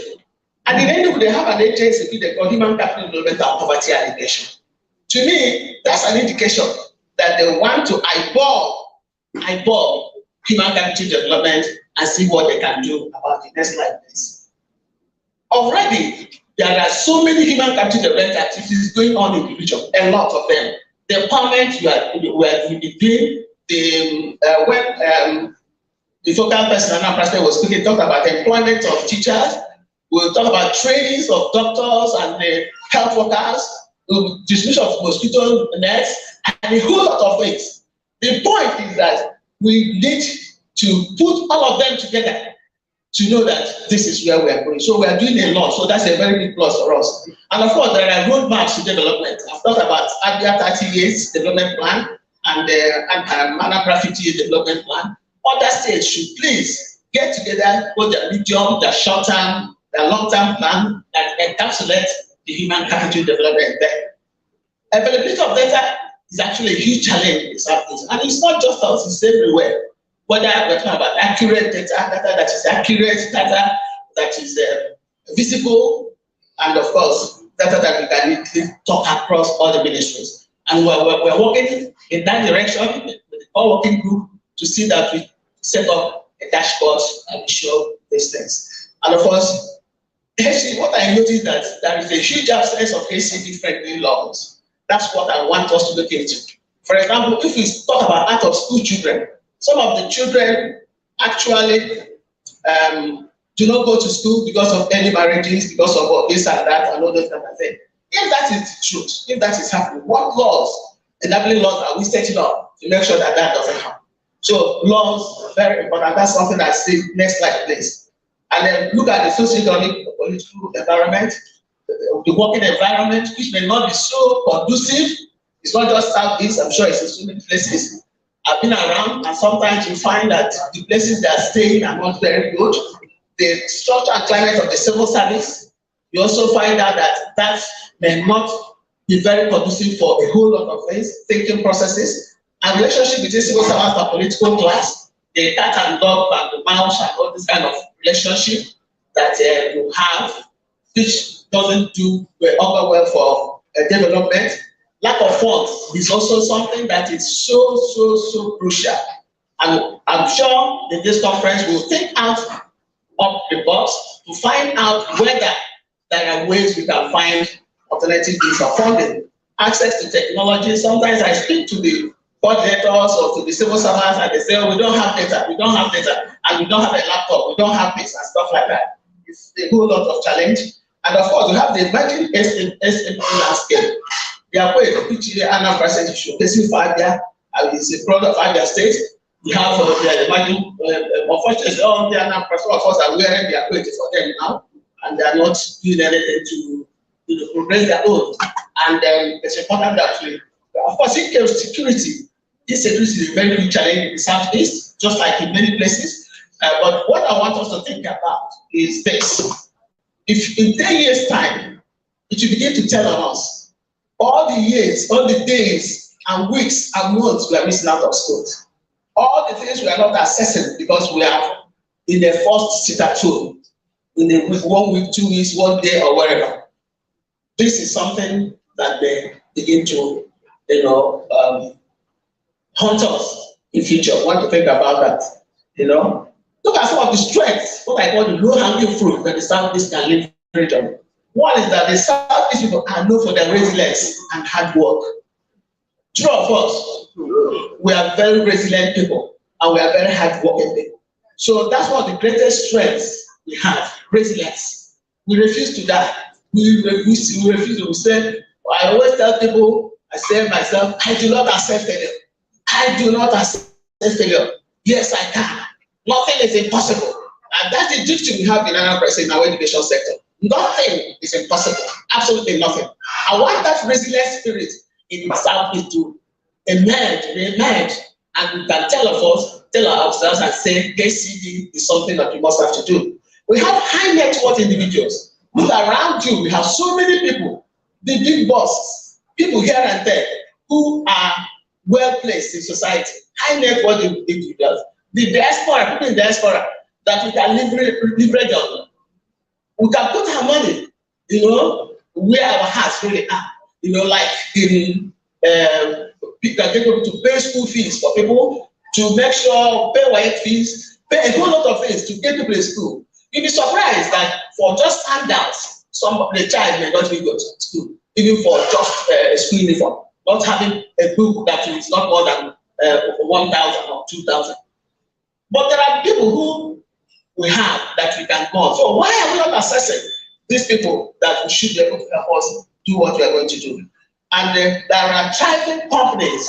Next slide, please. Thriving companies. Innocent is one of them. For example, in Anambra State, I know that we have a partnership with Innocent and MOU to help train people in their workshops and stuff like that. So there are people we can look around that we can use. This is a very big low-hanging fruit for us in the Southeast. And we have the presence of skilled labor force. What is important for say, how are we going to, all these artisans that are everywhere, how are we going to have them together and have what you call the work-based learning and get them to actually contribute to the economy of our state? How are we going to do that? This is part of the things we'll be thinking about at this conference. And a good number of tertiary institutions which we can harness to have a marriage of town and town. That is something we need to think about. And of course, the strong media presence, which we can leverage on to actually get HCD, known to people and talk about it. Human capital development, invest in people, having people who are healthy, people who are productive over time. Next slide. So what are some of these outcomes you want to look at? Now, I want Southeast to be at least happy with themselves that we have moved from where we were. The very thick green is where we were before, when you look at all these cantons. And the light green are the ones we have achieved again. From last year to today, we have achieved this ones a light green. And the yellow ones are the ones we are not too sure how we have done. Basically, if you look around there, you will see that we have had a huge improvement from the very dark green, from this green one. And you see, we have done well in the Southeast, even though there's still a lot more to be done. Next slide, please. And this is what I want us to look at critically now. That's the second milestone. We have these milestones. I'll read them one by one, but that is the cross of what we are saying. How have we done? Appointment of focal person. All the states have focal persons. Let's clap for Southeast now. In other words, we have people who are the drivers in the states who are trying to drive. Second one, establishment of HCD Council. All the states except Ebonyi and Imo, they don't have HCD Council. Is that HCD Council that will actually show us the commitment of your governor? When this goes, it's simple. What you want the governor to do is to set up Human Capital Development Council and put the deputy governor, whoever, on to head. Somebody who is influential and high enough to influence other commissioners who are there in the council. So Igbo has not done that, and the Ebonyi has not done that. Establishment of technical working group. It's only Ebonyi that has not done it. All the other states have done, they have their technical. And I want, in a very special way, to thank the technical working group of all the states for their commitment, for the various meetings they've been holding, for trying to push for HCD. I'm aware, I share in the body, I share in your cross, and I share in your laughter. I want you to know that you have us to really support what you are doing. So the core working group, all the states have done that. And then functional HCD secretariat, Ebonyi and Imo is outstanding. I have said it that a secretariat is not the commissioner's office. A secretariat must be a room marked out for human capital development, and you draw people from some of the line ministries to stay there and work. You are not going to employ new persons. Just get people who will be there. If you have at least computers, the printing, the share, all those things that should be the secretariat. That is what is missing. 2 states have not done that. The other states have done that. Activation of HCD meetings. All the states have started having human capital development meetings except Ebonyi. All the states. And I want to say bravo to all the states who have been having these meetings. HCD priorities and targets defined. You see, none of the states have actually done that. I've actually argued this with a whole lot of us, and I said HCD priorities and targets defined is not something you sit in your office and write. You must have stakeholders engagement, you must have education, health, workforce participation, don't have stakeholders. We have to have non-state actors who are going to have voice, or voices for what you are doing. It's not something you just sit down in your office and write it. One director will sit there and just write anything and bring. No, it has to be engaging enough. Remember, part of what we are doing in human capital development is to get people to have a total buy-in of the need to prioritize HCD. Therefore, you have to get the voice of people there. And then engagement of stakeholders, it's only Abia and the new state that have done the engagement. All the other states, Anambra, Igbo, and then we have not done the stakeholders engagement. It's usually a very huge thing. When I went to Abia, I went to look for those things. You could see the traditional rulers were there, have their representatives from the church people, from the civil society, from the market women, it was amazing. And you could hear the voices of people, some of them discordant, some of them actually crying out to the head, some of them, all these things were weaving a music for human capital development. And that's very important that we know that it's not just about you as commissioner, it's not just about you as director. You stay in your office and do anything. No, you have to have that clearly defined. And we have state HCD action plan. It's Abia that has done that, and then human capital mainstreaming it into the annual budget. I really want to congratulate 2 states that have actually done that. That's Anambra State and Abia State. And we're going to share this very soon. And then, of course, the monitoring team that has to be set up, none of the states has actually done that. Budget, very critical, because the important thing is that the people will always say, no, you have to have the cards or wherever on your hand. You have to hold it first before you say, will a woman be this one? If it's not there in the budget, it is not there. We have tried to drive states to please include human capital development in their budget. I want to share the experience of Anambra, which I want to comment. In the budget of 2022,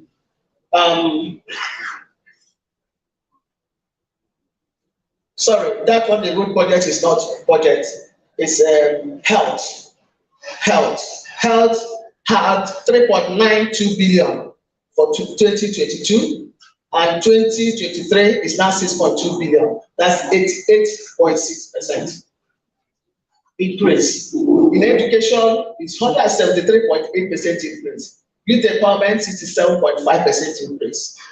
And that is very good. That's the kind of thing we want to see. Next slide. And next slide, please. And I want to look at the budget of Imo State. I don't know why it is like this, but we want to share that so that we see something that we may have to look at. In education, maybe this is a more realistic budget. I don't know. In education, they had like 40 billion before, and now they have a decrease of 58.7%. In health, they have an increase, 18.2%. In women affairs, they had a decrease of 24.1%. In youth and labor, in youth, they have 10%. And in labor, they have about 4.something billion. It's a new ministry they've created, but they have put quite a lump sum of money there. And that's also commendable. But we want to see you increase in the budget, not just increasing the budget in figure, but the ones that you were able to actually use. That's very important. And of course, because we are holding this regional conference, it's a sure sign that we are having a buy-in into what we are saying about human capital development, like Chairman of the Commissioner for Budget said when she was speaking, creating awareness, forging a strong alliance between the regions, making sure we have HCD voices of people heard, giving voice to the non-state actors, and so on and so forth. Of course, galvanizing collaborations. between states and among states and the private sector, and then have a total like the last slide, please. There is this our song that I want us to sing. Can we see the other where they are singing themselves? Yeah, let's see it. You can hear me, please. And among states.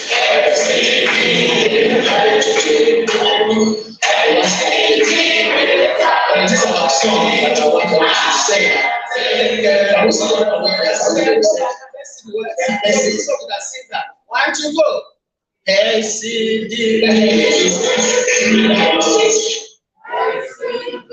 Investigable, we fight poverty, Southeast and wrong. Thank you very much. Thank you very, very much. I'm sure you see what I was saying about the women the other time. They have all been energized now, and it's important that we all realize that despite our disappointments with the country, every time I read the WAEC ratings, I'm always happy that of the first 10 states, at least 4 will be from the Southeast. That is the reality. Whenever we read stories of, oh, somebody is packing these billions and all of that, that is really not what should concern us. It is what our children are getting into their heads. Where I come from, we have a saying, and those who understand Yoruba here will understand it. I will try to interpret it. It says, Omota abako, what it means is that the child you refuse to train is the one that is going to sell the house you labored to build. And that is so, so important, because what we are doing here is an investment in the future, and we can see the results already. I was so impressed with some of the statistics that Madam Professor put out there, and I would still want to get that presentation from her if she, or maybe the Secretariat has it already. Okay, thank you all very much. The next one we are going to listen to is something I also hope that the Deputy Governor will be here to listen to, and that was why I walked up to her to assure me that it's not going to be a long presentation, but it is the meat of this gathering. It's going to give us sometimes scary pictures of exactly where we are. I listened to the representative of the Bureau of Statistics, both in Lagos and in Benin, and I came away with I came away shivering, because some of the statistics are just so brazen. They just fly in your face, and you just ask yourself, are we in this country together? A lot of times, many of our human capital development indices are driven down maybe by what is happening up there with our brothers up north, especially the northwest and the northeast. But the truth is that in terms of the world, no part of Nigeria is doing well. So let us not derive any joy in saying, oh, we are the best in a class of failures. Our point is to benchmark ourselves with the Asian tigers and with the countries that are making progress in Africa, Rwanda, and countries like that, which are showing visible results. So I want the representative of the Bureau of Statistics, the Statistician General of the Federation, Mrs. Arosoy, so please step forward and give us her presentation. A round of applause for her, please. Another woman, I must say again. Thank you very much. Your Excellency, the Deputy Governor, all dignitaries well seated here today. Please permit me to stand on the existing protocol. For me, it's good to be back in Awka. I think I left UNIZE precisely 20 years ago. So it's a privilege to be back at home. I'm a product of UNIZE, we are the giants. Please don't envy us. Thank you, my Deputy Governor. So I'm not going to take much of our time. We just quickly want to look at where we are. How far have we gone in monitoring the indicators of the human capital development?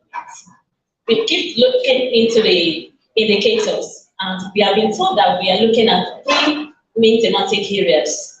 We are looking into the education, the nutrition as well as the labor force participation. And when I look at the three, I try to relate them together. It means if as a nation, as a region, as a state, we agree and we deliberately invest into the children's health and nutrition. When we pay attention to this and the education of that child, the quality of the learning right from primary school, we invest into up to secondary school, trust me, the university will be very easy. Such a child will come up and become more innovative. And when you are a society of innovative people, it will boost the productivity. And this is why we are looking at a kind of inclusiveness in the society, which will in turn increase our productivity as a nation. So Mr. Sonny has already talked about the thematic area, looking at the under 5 mortality. But before I go into the data per se, let me quickly introduce us to the two ways how the Bureau of Statistics generates their data. We use the administrative data, which we call the system of administrative statistics. This one, we collect data from the land ministries, both at the national level, the state level, as well as the local governments. Then we have the second one that we call the census surveys. So for our surveys, we use niche. This is the National Integrated Household System. It's a big frame that comprises of all the localities in Nigeria, including a village and a village star. Including our deputy governor's village. I always tell people, if you want to test me as a staff of your staff, just mention your village. And let me go into our frame. I'll bring out a map and the estimated population and all the nooks and crannies that you have. I will draw the map of that smallest town. So we use this to generate our data, and this involves data collection from household. We also use censuses, especially of establishment and agriculture. Next slide, please. So most of the HCD indicators are generated from censuses and surveys. Example of survey that produce HCD indicators include the NLHS. People know it as Smart Nutrition Survey, but the real name is the National Health and Nutrition Survey. In this survey, we study the under 5 malnutrition as well as the women malnutrition. Then we have what we call multiple indicator cluster survey. This is also a survey that has been studied for years by UNICEF. In this survey, we also study the well-being of the women, the children, and now we have also included the men at the head of the household, so they are not left behind. But we have a lot of indicators in mix. That's why we call it multiple indicator cluster survey. And we have the recent one just launched last year, precisely. So we have the latest 2021 data. And I can assure you, just like National Consultant has already laid the foundation of the baseline data, we have some areas that we have actually improved in the Southeast. So we are not really where we are. When I look at Southeast data, I'm somehow happy. That is the truth. Especially in terms of the education and nutrition. We are not really doing badly. We still have a long way to go. And look at the child mortality compared to what we have in 2016-2017, especially in Anambra State.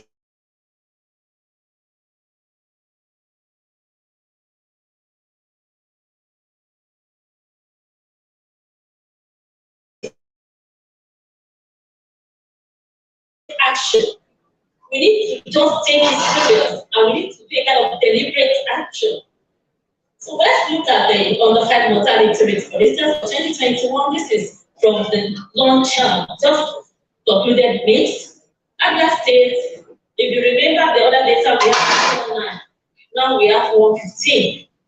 Somebody will say that's too small, but thank God that is not increase. It's still coming down. And that's to tell you that the life of every child means a lot to us. So that is just a drop of 4, but it means a lot. But we still have a long way to go. Anambra is now 22. I think we have 60 something. So when I saw 22, I think we have 68. When I saw 22, I said, wow, how did they achieve this? Then I went into the starting and the severe malnutrition data.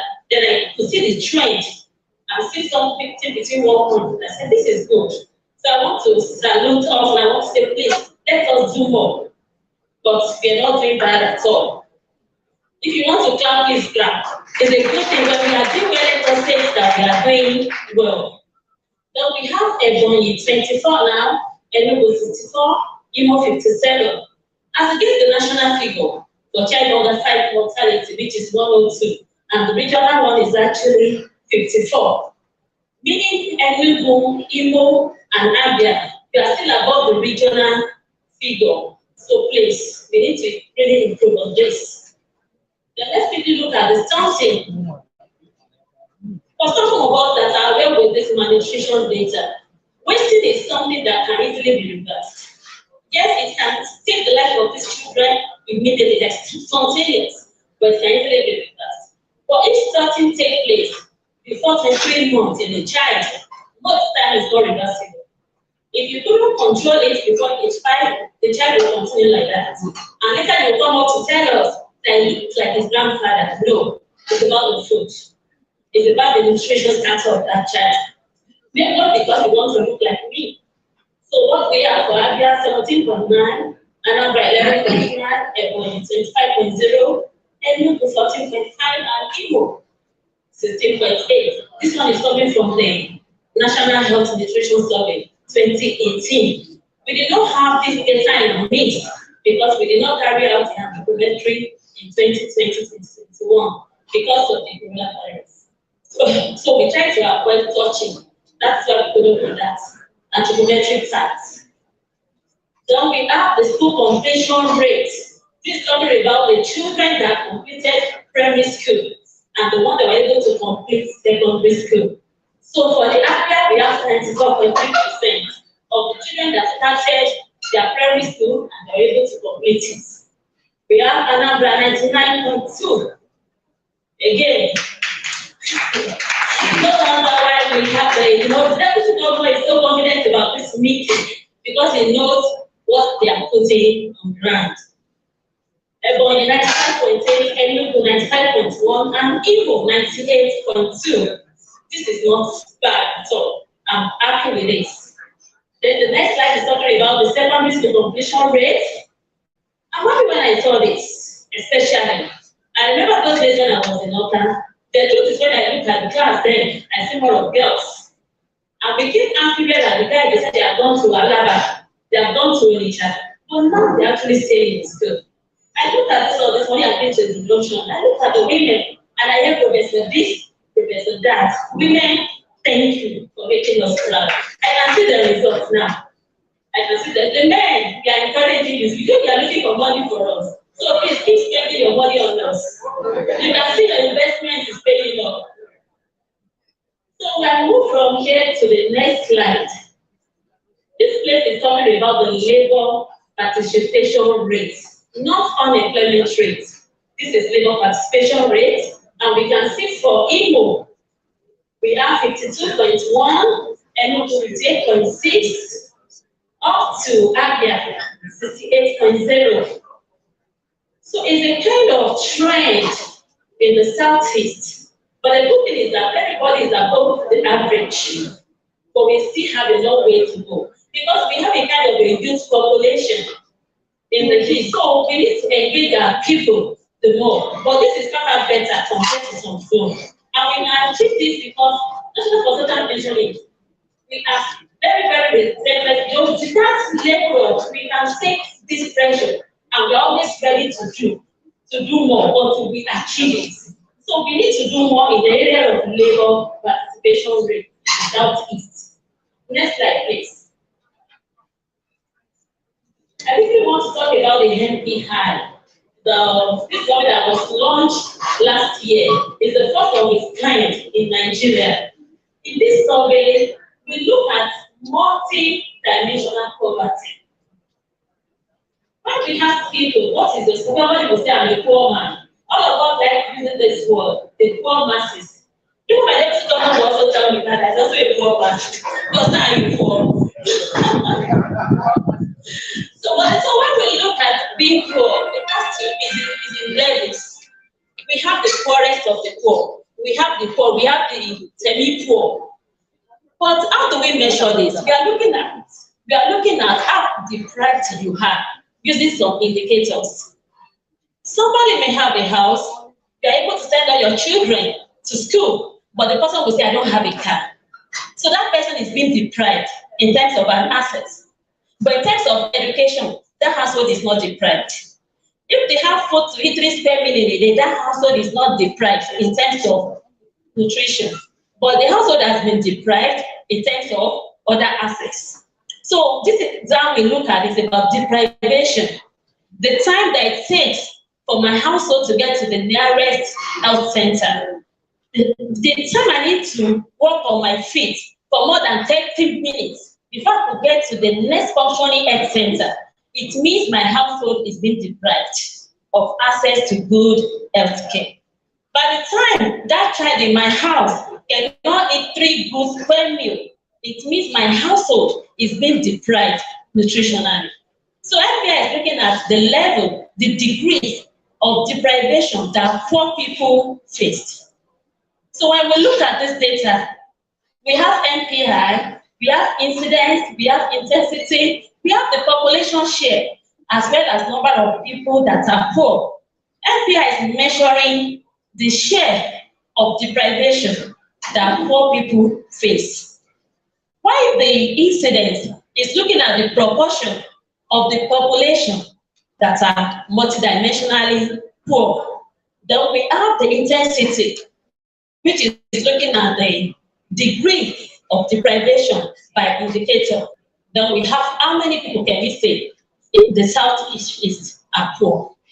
Not just poor, are multidimensionally poor. Next slide, please. So this table is just talking about different indicators that we use in NPI for Nigeria. But when we look at the data for Southeast, basically, we notice that 4 out of the 5 states have something in common. The main thing that is contributing more to our whole multidimensional deprivation is food insecurity. People are eating, but they don't really have 3 square meals. They still have times in a month where they go to bed in the evening without eating anything. They still have time that they wish to eat bread with egg and tea, but they have to go on Apple because they don't have money to buy egg with bread. This is what we are talking about, being securely, okay with food. So the only state that is exceptional here is Enugu, the one that contributes more to the multidimensional deprivation in Enugu is tied to health care, from health care. Even if it's a primary health care center, most people there, on their foot, they spend more than 30 minutes before they can get to the nearest health center. Next slide, please. Then let's look at the contribution of HCD, of the Human Capital Development, in relation to the NPI in Southeast. When we look at the nutrition, we look at school attendance, years of schooling, school life, nutrition,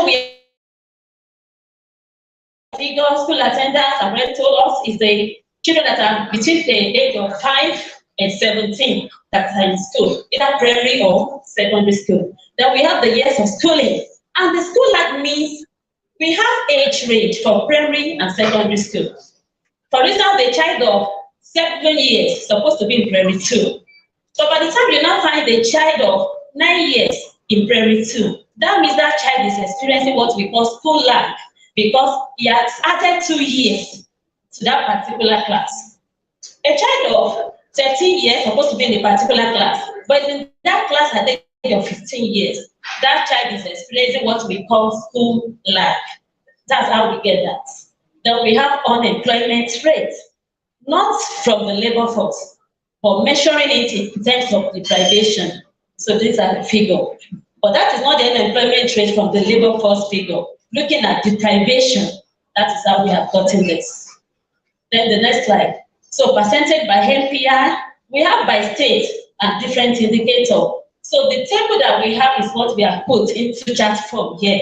And we can see the one that is having the main thing is still nutrition. nutrition, only Enugu is having more contribution from time to health care. Then the next one. So strengthening data collection at the state level. We need to strengthen data collection at the state level because without data, we may not be able to achieve HCD. If not, without data, we will continue to rely on our intuition and luck. It becomes, okay, I'm from Nnewi, this one was from here. Okay, he's my very good friend. What do you need? But when you have data, you will realize that we have women of reproductive age, 50 here. How many facilities do we need to take care of them? We have children under 5. What are the things that we need to provide for them? So data is key to achieving our HCD in Southeast and in Nigeria at large. So governments at the subnational level must realize that the success of their policies and programs is directly dependent on the strength of the statistical systems and application of data. As coordinator of statistical systems, first we always advocate for the establishment of a statistical bureau. And I'm happy that Anambra State already have my SG is here present. Thank you very much, sir. I don't know if all the states in the Southeast already have bureau of statistics, but if not, please, we are using this opportunity to plead. It's a good thing that the governor will be here tomorrow, but this presentation will take place. But, sir, do we have bureau of statistics in other states in the Southeast, sir? Oh, good. Thank you. I'm glad to hear this. So, inject the right resources. Now that we have, they need resources. And both human, financial, and material statistics, for the state. Bureau of Statistics need money. To collect data is expensive. Data collection is not easy, especially when you have a quality and reliable data. So please, put more money into the Bureau of Statistics. And also training and retraining is very, very essential for the start of Bureau of Statistics. That era has gone that we are using paper. Now people use CAPI. A lot of new statistical packages are involved now. So they need retraining and retraining and retraining. So state statistical bureau or agencies should maximize the use of administrative data collection because it's easier and it's also cheap to collect. So it is cheaper and easier to develop here, and the required capacity is not that much. Then seek to partner with other MBAs and MBS. In doing so, you'll be able to do more with less.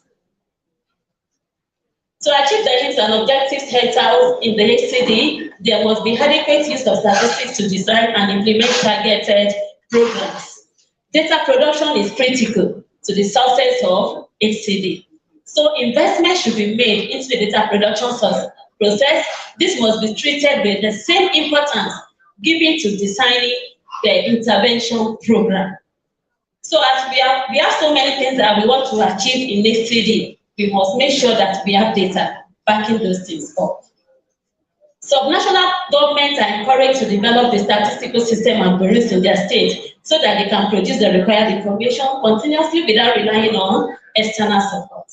MBS stand ready to collaborate and support all national statistical agencies to build the required capacity to produce the indicators for the successful monitoring of HCD. On this note, I want to say a big thank you. God bless you.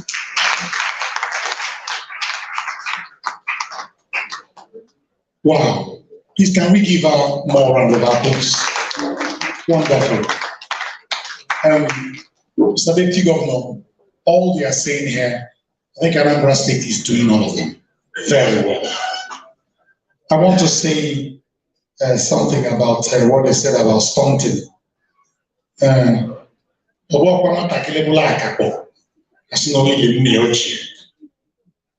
those who do not understand Igbo language, when a child is a dwarf, because the person is not feeding well, you now say, he looks like his grandfather. I don't think it's true, but Anambra State is doing well.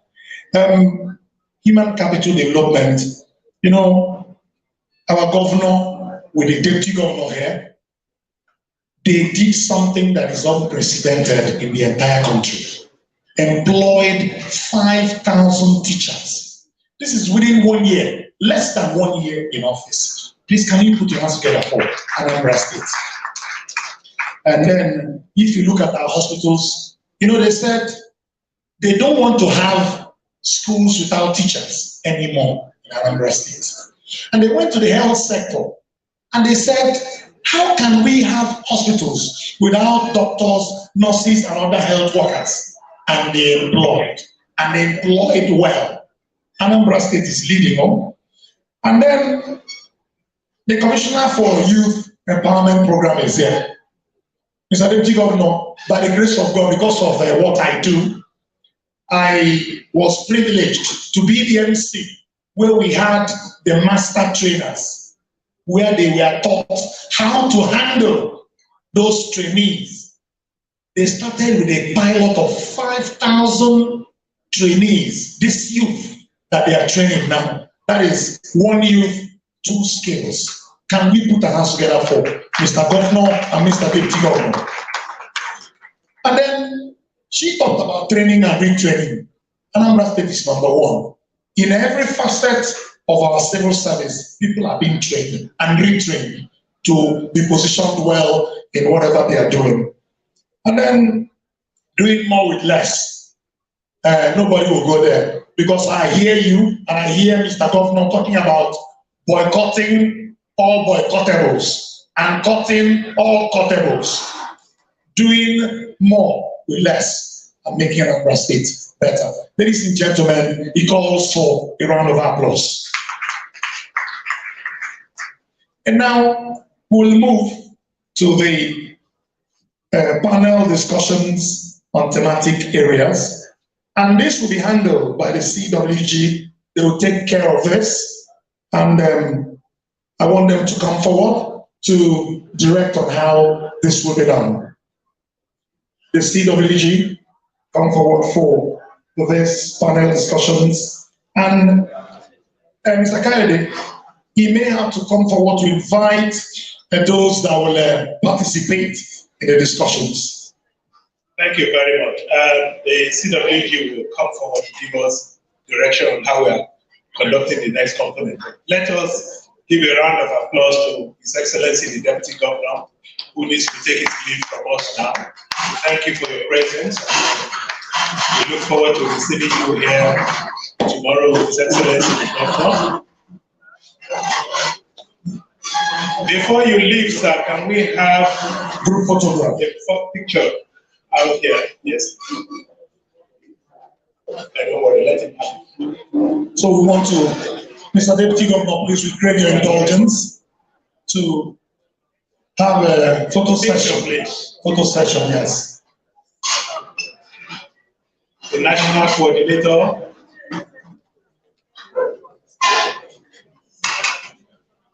Please, and each of the states, the state focal person should please join this picture, please. Each state focal person should please join this.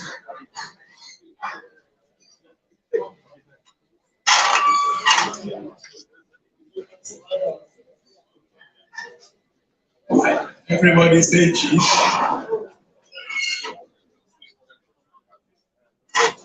Please hold on for the Honorable Commissioner.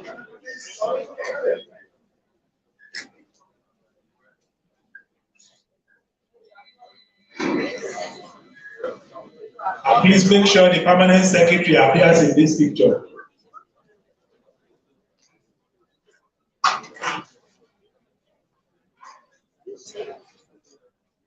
Thank you very much, Your Excellency.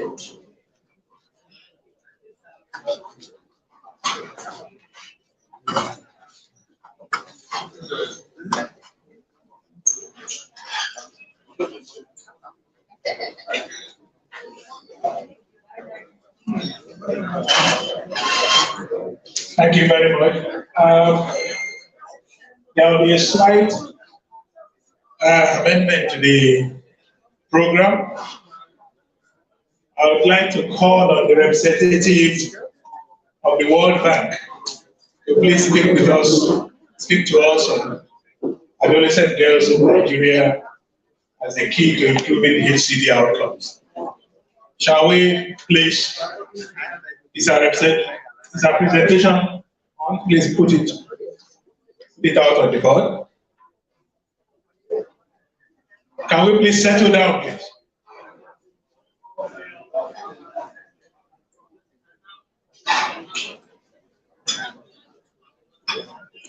Can we settle down and receive the representative of the World Bank with a round of applause, please?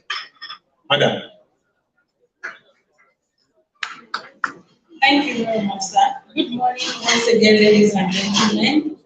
I bring you greetings from the World Bank Country Director for Nigeria, Professor Shubham Chowdhury, and the Human Development Program Lead, Tikabe Bilai. They are not able to make this meeting.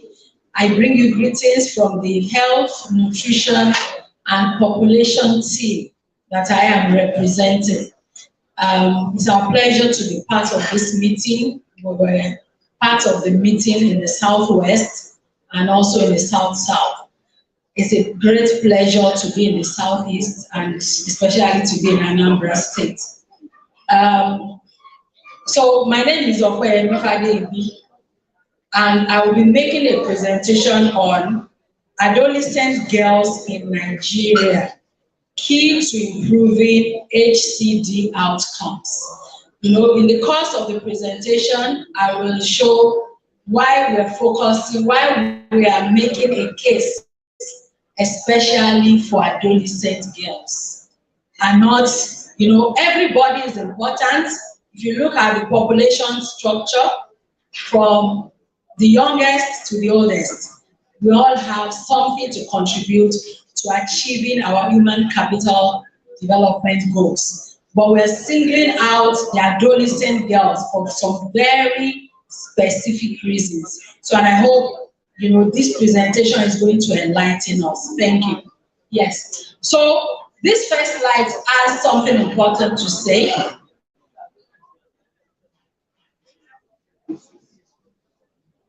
So this first slide says Nigeria is at a critical historical junction with choices to make.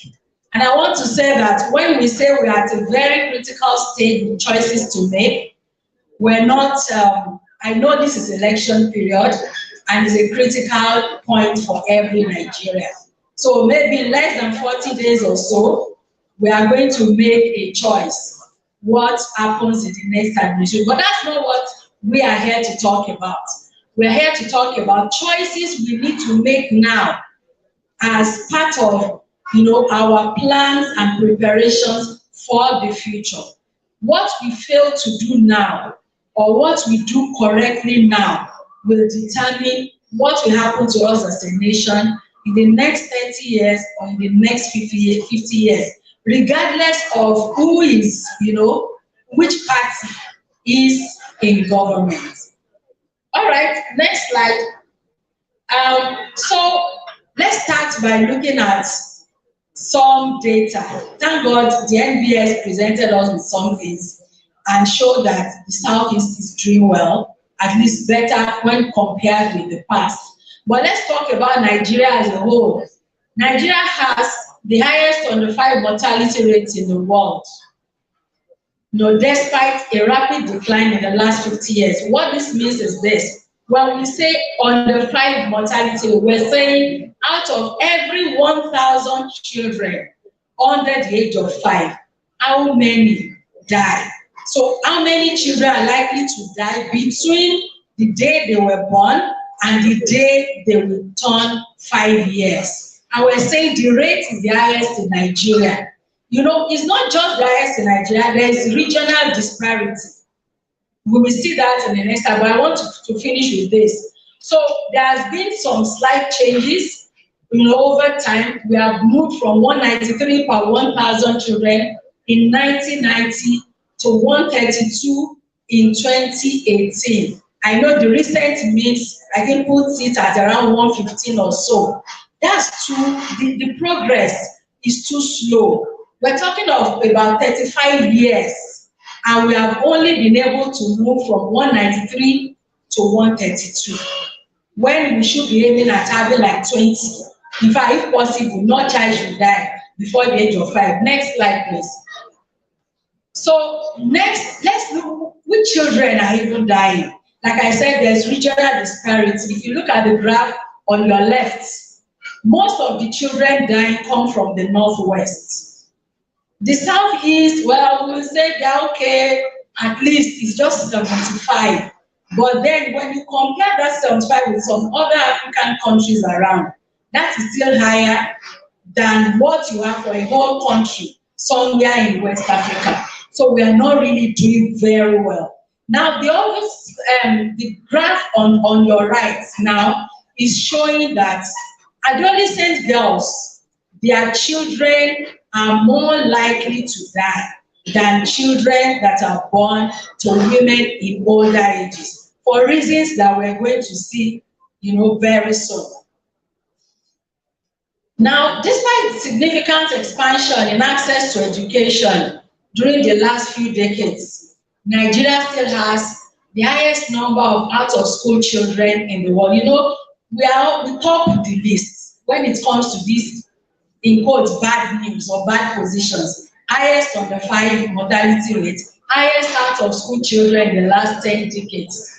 You see, and the graph is showing it. If you look at those, the dark blue bars, the columns, showing us those who, just telling us what is the rate, what does it look like, and it is not a very good thing. I'm sure if you look at this from a gender perspective, you have it in different ways across the regions. So you have regions where more girls are not attending school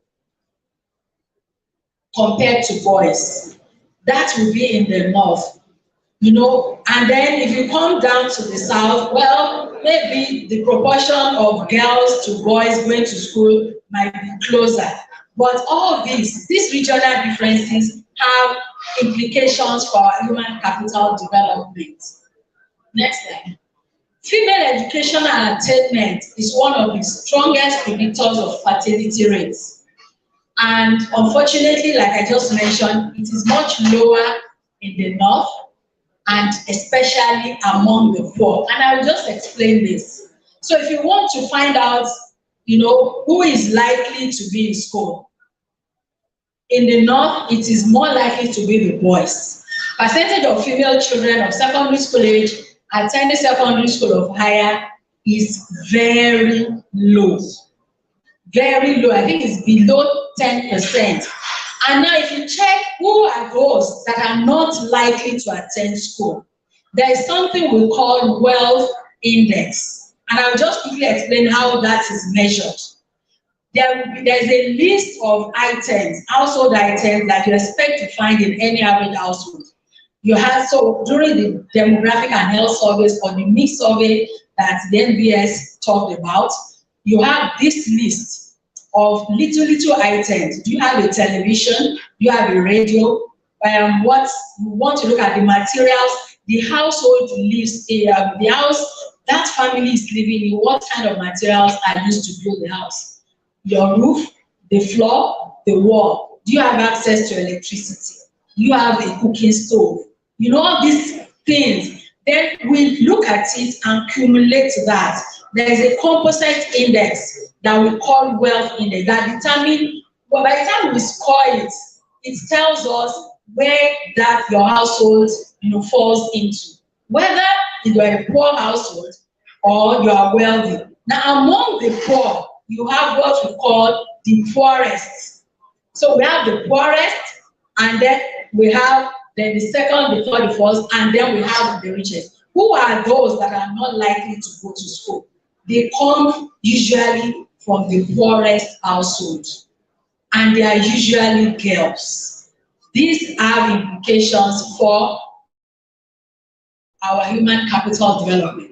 Now, this slide is talking about early marriage and teenage pregnancy rates. Again, if you look at it, most of the adolescents who married before age 18, they come from the poorest households, and those who have already given birth they are also from the poorest household. If we look at this across regions, well, we're in the southeast, I'm sure the picture is not also too good if you look at the adolescent population. But if you look at it across all the regions, the situation is really bad in the northern part of the country. Next slide, please. Now, let's talk about, I've talked about health in terms of mortality. I've talked about education. Now, let's look at the labor force, the labor market. Unfortunately, for a young person in Nigeria, there is limited labor market opportunities to transit from school to work. The chances that a young graduate is going to get a job, a proper job, that will pay him, something that is good for his level of education, the chances are very low. So now you see a lot of young people, if you see people around doing POS business and all that, you'll be disappointed that some of them are graduates. They are, well, we say they are employed, but they are underemployed. That's not what they're trained to do. Anybody can pick POS and operate it. You don't need a degree to do that. So we have, the opportunity that people will move from school to proper employment is very low for a Nigerian youth. Next slide, thank you. Now, we say Nigeria's demographic transition is stalled, and adolescent girls are a key focus group if we want to make quick progress. I'll quickly explain what demographic transition is using this graph. Very simple. Now, demographic transition is, the word transition means you move from one stage to another. Now, there are 5 key stages in demographic transition. We start with stage 1, where fertility rates are very high and also mortality rates are very high. When you remove the number of births from the number of deaths, what remains, the balance that grows the population, is very small. But, because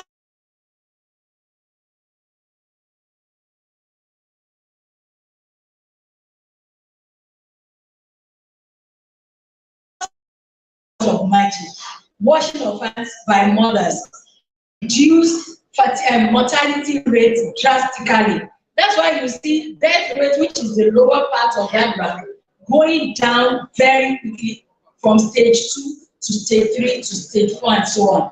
But fertility rate remains very high because fertility has to do with beliefs and also, with a lot of behavioral changes must come into play if we want fertility to reduce. So fertility is more than you wash your hands, you go to bed early, you eat the right food.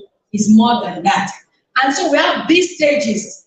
And we're saying a proper transition actually is when a country is at least at stage 4, meaning fertility has come down, mortality has come down, and the population is growing at what we call, it becomes something we call a stable population. It is growing steadily at a very manageable rate. That's what a transition is. And the next slide shows what will happen when we have a proper demographic transition. Now, when you have high fertility and high mortality, this graph on my left, which is, I think, yes, on the left, is what you will have. And this is what Nigeria's population distribution looks like. A lot of children and young dependents at the bottom of the pyramid.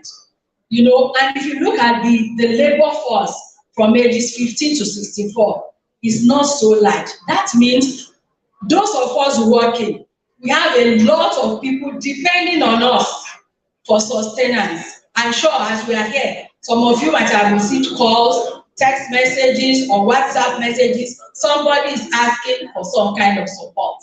That has become the norm. But if there's a proper transition, we move to that stage 4. The bottom of the pyramid shrinks. We still have children, but now we have the number that we can manage. And we have more people in the labor force supporting the dependents. That's what a transition just means. We move from having a broad-based population pyramid to having one that has a bulge in the middle. Now, currently, this is what Nigeria's population pyramid. I felt this is important so that as we continue to talk, we keep this at the back of our mind. You'll see that of all the regions, we are all still broad-based population pyramids scattered all over the country. Some regions look like they are getting, the southern regions look like they are getting it a little, the base is shrinking, but at a very slow rate. At a very slow rate. Thank you. Next slide. Now, what does that mean? The stalled demographic transition. We're not making the progress we want because our human capital indices are not improving as fast as we want. I don't want to spend too much time on this. Next slide. So, why do we want to focus on adolescent girls? Because they are a crucial group that hold the key to fast-tracking the stalled demographic transition. Why do we say that? If we can do something about the adolescent fertility rate, which in Nigeria is currently about 104 births per 1,000. So if you count every 1,000 births in Nigeria, a 15-year-old girl that should still be taken care of by her parents is already someone's mother. So you have a baby giving birth to another baby.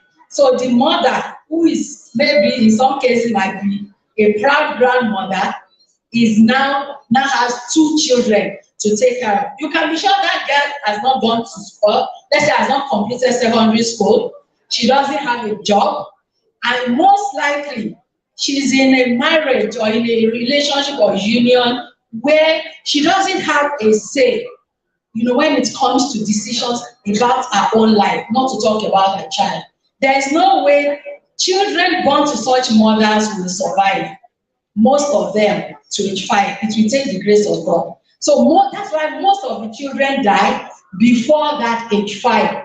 So if we prioritize investment in adolescent girls, like I said, we're just saying, focusing on this group will help us fast track our transition. We're not neglecting the other groups. We are not neglecting women who are no longer adolescents. But if assuming that 20 years ago, we have made deliberate investment in our adolescent girls, a 15-year-old girl 20 years ago is now 35. So it becomes a generational thing. If she's now 35, you can be sure she's more likely to be educated. She's going to give birth to children that will receive better care than she did when she was 15. So if we don't start now, we have to invest them, and while they are young, we are just sitting on a time bomb. Next slide. So Nigeria's stalled demographic transition. Why are we here? The role of public financing. We want adolescent girls to go to school, yes. We want them to have a job, yes. We want them to have access to health and to all the good things that we think will make us harness good human capital from them. Yes, what do we need to do? What's the role of public financing? Parents alone cannot do it. The private sector alone cannot.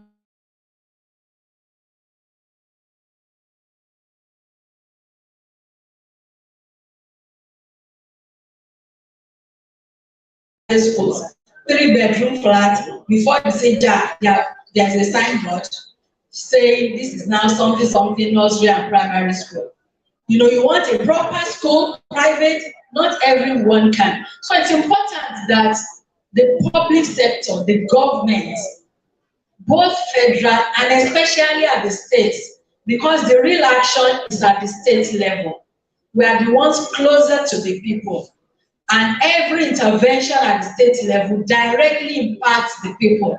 So in the health sector, there is a need, the summary of this section is, there is a need to improve, to increase what we put into health, into education, and to ensuring that our young ones, when they graduate, when they finish from school, there's a labor market that is ready to absorb them.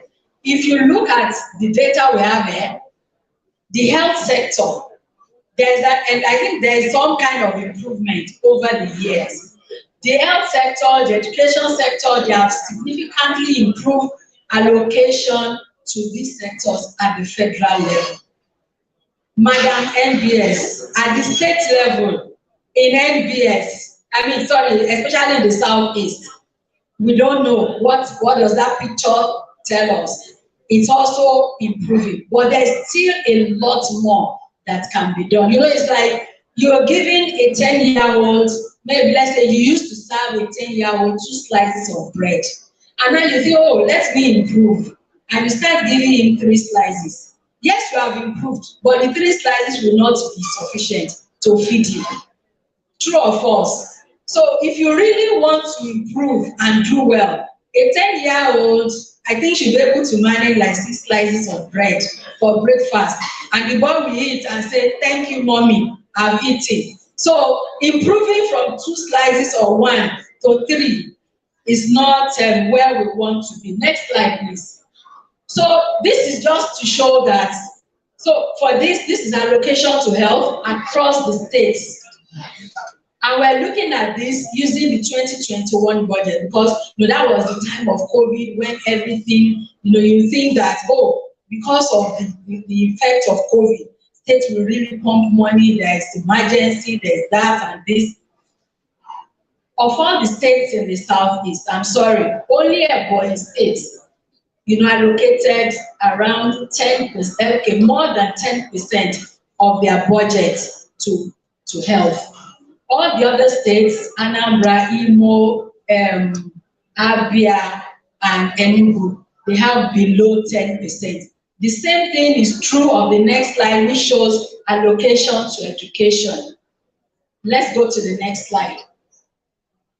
Yes, the next one after this. I'm just showing that only Ebonyi has allocated more than 10% to both education and health.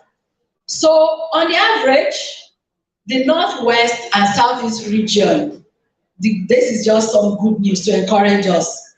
The Southeast has shown higher efficiency for the money, at least when we compare what they are now spending on health with the results they are getting. There's improvement. And I think that's some good news that we should make us clap for ourselves. Okay, let's go to the next one, which is the next section. What should we then do? We have said, in terms of health, the number of children dying. So we just singled out child mortality, under 5 mortality as an indicator. There are several other things under health. We can look at nutrition, like we were told during the NBS presentation, the proportion of children that are stunted.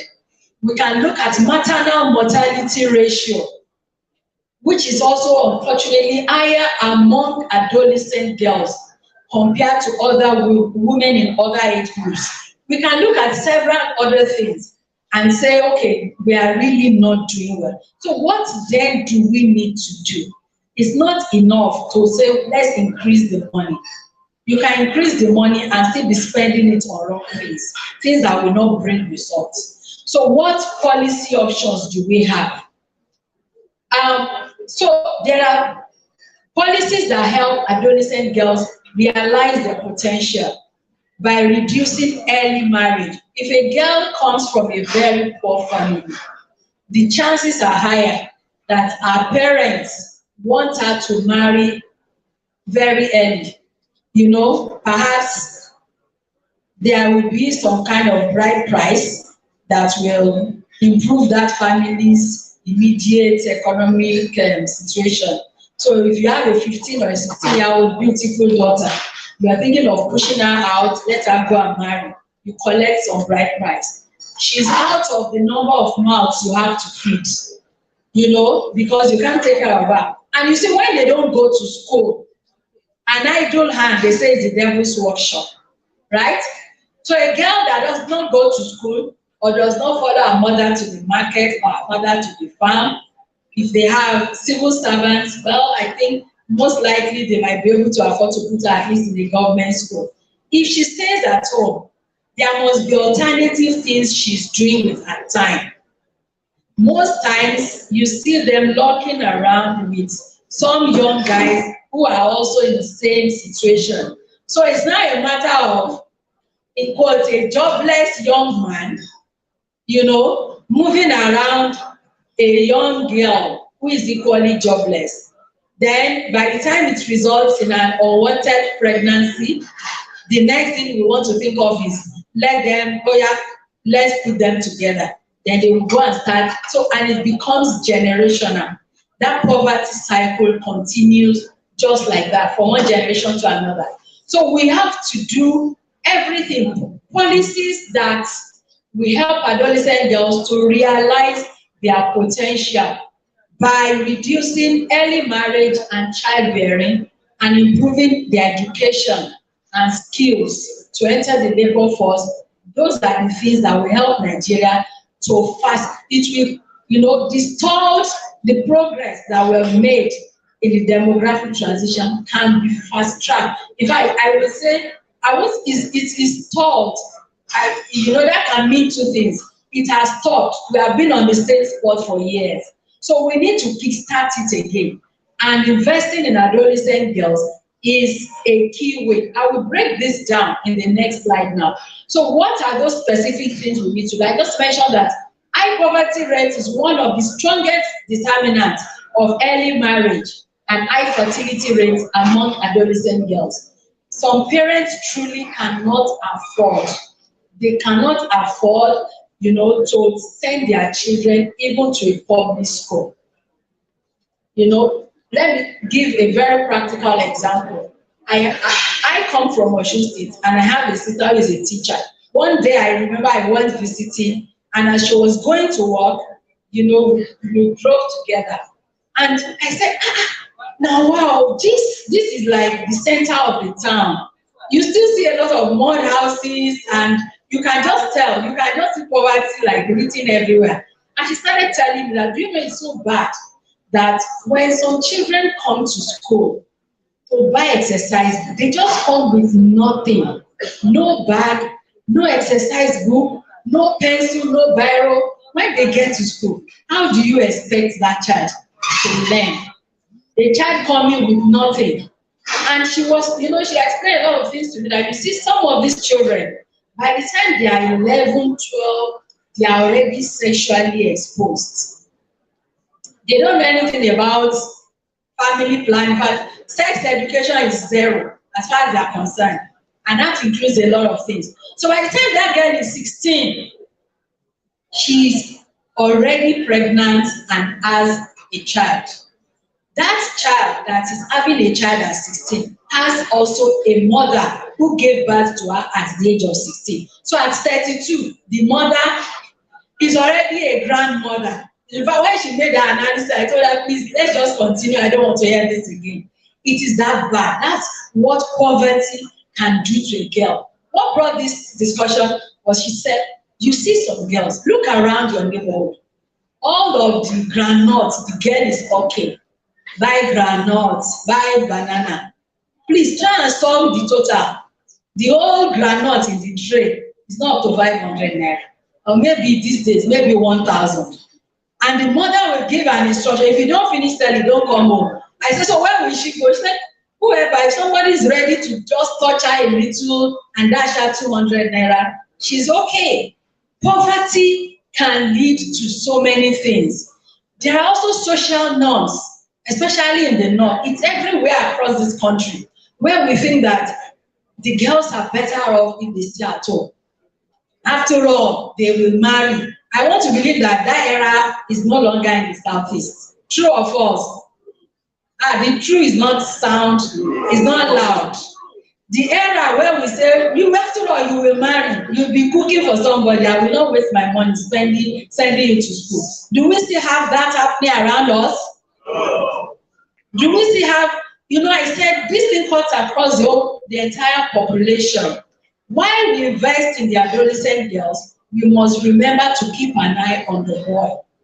Because as we are in a patriarchal society, the man is still the head of the family.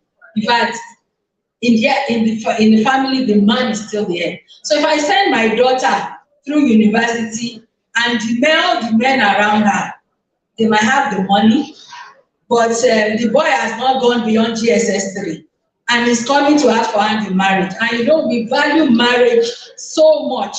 By the time the girl is getting to 26, 27, we start preaching to her. It's getting late. You say yes to this man. Then she marries the guy who just had GSS 3. And when it's time to make decisions, the girl has, the human capital for that girl is like 50 times, if not 100 times what the husband has. Then you see wahala. And because we don't want separation, we don't want to have women who are living, you know, single mother, all this stigma which form the social norm. You don't be divorced. You cannot, why are you this, why are you that? The girl will stay.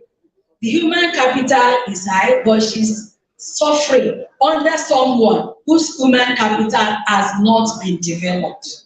So we need to keep an eye on the boys as well and make sure that they have what it takes to be leaders at home and in the society.